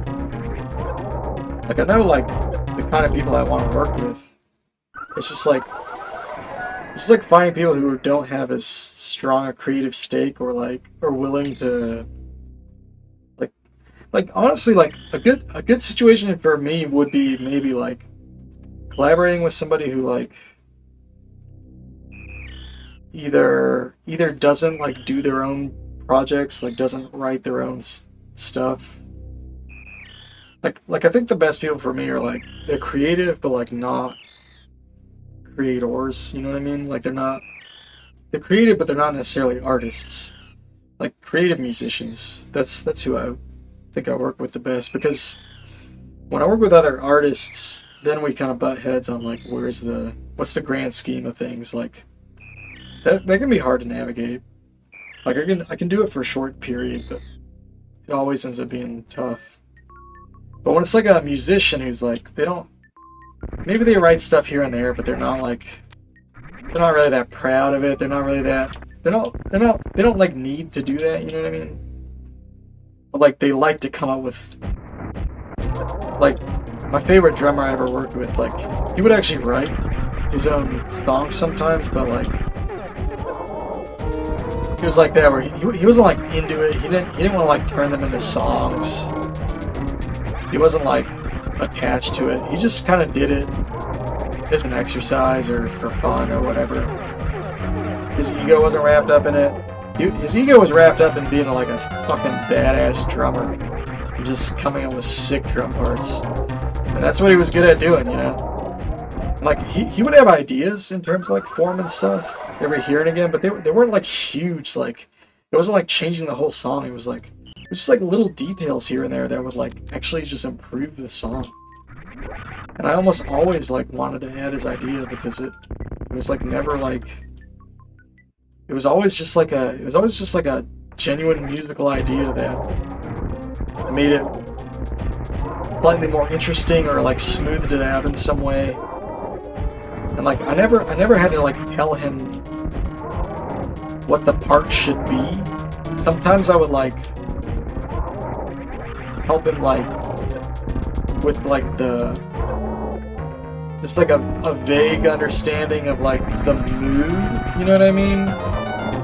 But he usually like knew what I was going for. I usually didn't have to like explain anything to him. And like honestly, like I only had to like explain stuff in the very beginning. And like within like a couple months, he kind of knew what I was looking for, and he just sort of would do that stuff on his own. And then he would even just take it further. He would just like enhance it. You know what I mean? Because you know, he's a creative, intelligent guy, and like he knew what I was saying, and he just got it, and he had his own ideas, and he would just throw them in, and he didn't have to like turn it into a thing every time. He would just try it. If I liked it, I liked it, and I usually did. And if I didn't, I would just tell him, and we would just work on it. It wasn't like it didn't have, like everything doesn't have to be such a huge deal. It's like if you vibe, you vibe. If you don't, you don't. I should check out the Mars Volta documentary. It touches on a lot of these topics. Yeah, I mean, you know, like those guys, like Cedric and whatever his name is, they're like a great duo, and they like know their dynamic and blah blah blah. Like, it's obvious. Like the guitarist like writes all the music, and the vocalist writes all the lyrics and I think the vocals too. But the guitarist might even write some of the vocal lines. But they know what their roles are, and they're fine with it. They have like a thing. That's what makes like good collaborations, is like just when there's an understanding of like how it works and everybody's on board. It's when everybody has a different idea and like there's no agreement on what their roles are. That causes a problem. The message is contradictory to my impression of them. But what's the message? I don't really know what the message is. I've never seen the documentary. Just came out.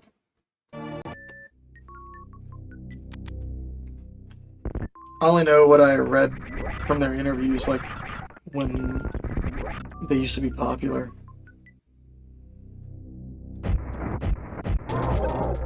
Should watch it.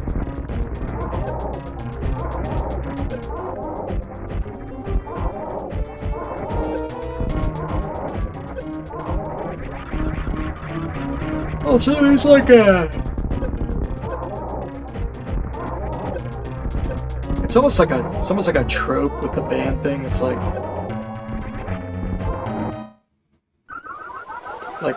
there's always this thing like, oh, you know, there's the one guy who's too controlling and like, if only he could just like let it relax his ego a little bit and blah blah blah, like everything would be fine. Like this is like such a trope in popular culture. It's like it almost doesn't matter what you say, like everybody wants to analyze everything through that lens. It's like no matter what, you're just being too self-centered. You're not like giving into the collective mindset or whatever. Why is it a trope? It just is. It's like we're kind of like primed to see that and like expect that. I mean, there's like the story of like Pink Floyd and like Roger Waters and like how he like, even though he made The Wall, which is like one of their best albums ever, it's like he ruined the band because he like got too controlling and blah blah blah. But like, you know, it's just like a common thing. I mean, it's a common problem. Like, you know, when you're socializing people, when people are socializing, they have to learn how to be like unselfish and like willing to listen to other people and stuff. And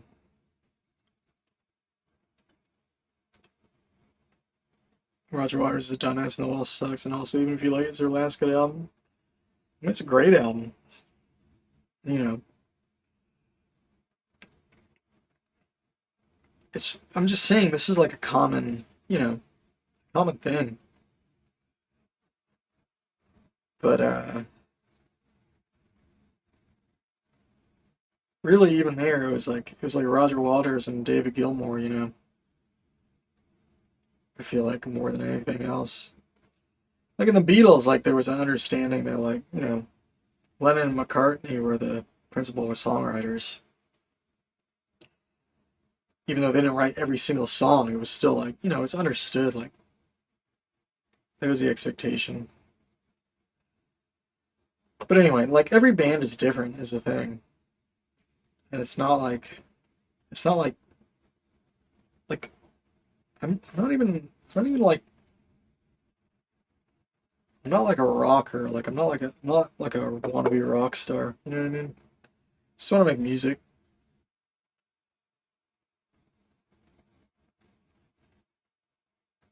Like could it be in a band? Sure, because that would make sense in the context of what I'm doing, but it doesn't have to be. Anyway, it's getting late. I've done a lot of like half drunken rambling tonight. This might be a dirty delete. Might delete this one later. But it was fun though. I do appreciate y'all hanging out. Thanks, Mr. Leaky, for chatting with me for like hours straight. Listen back to it. I don't know. We'll see. But yeah, I'll probably be back tomorrow. And yeah, I got away with Mr. Trump. Yeah, right on. No, it's fun for sure. And Merry Christmas to everybody. I hope everybody had a good holiday. Were you enough in character? Oh, you were great. Great job, Mr. Leaky. And yeah, I don't know. I don't know when I'm going to drink on stream again. It might be a long time. So you go on rants too. I mean, who doesn't? You know, it's great. I go on rants when I'm sober, so it just gets I just get even more carried away when I'm drinking. I got crazy finally. Was this extra crazy, Mr. Leaky? How was this How does this compare to my normal rambling?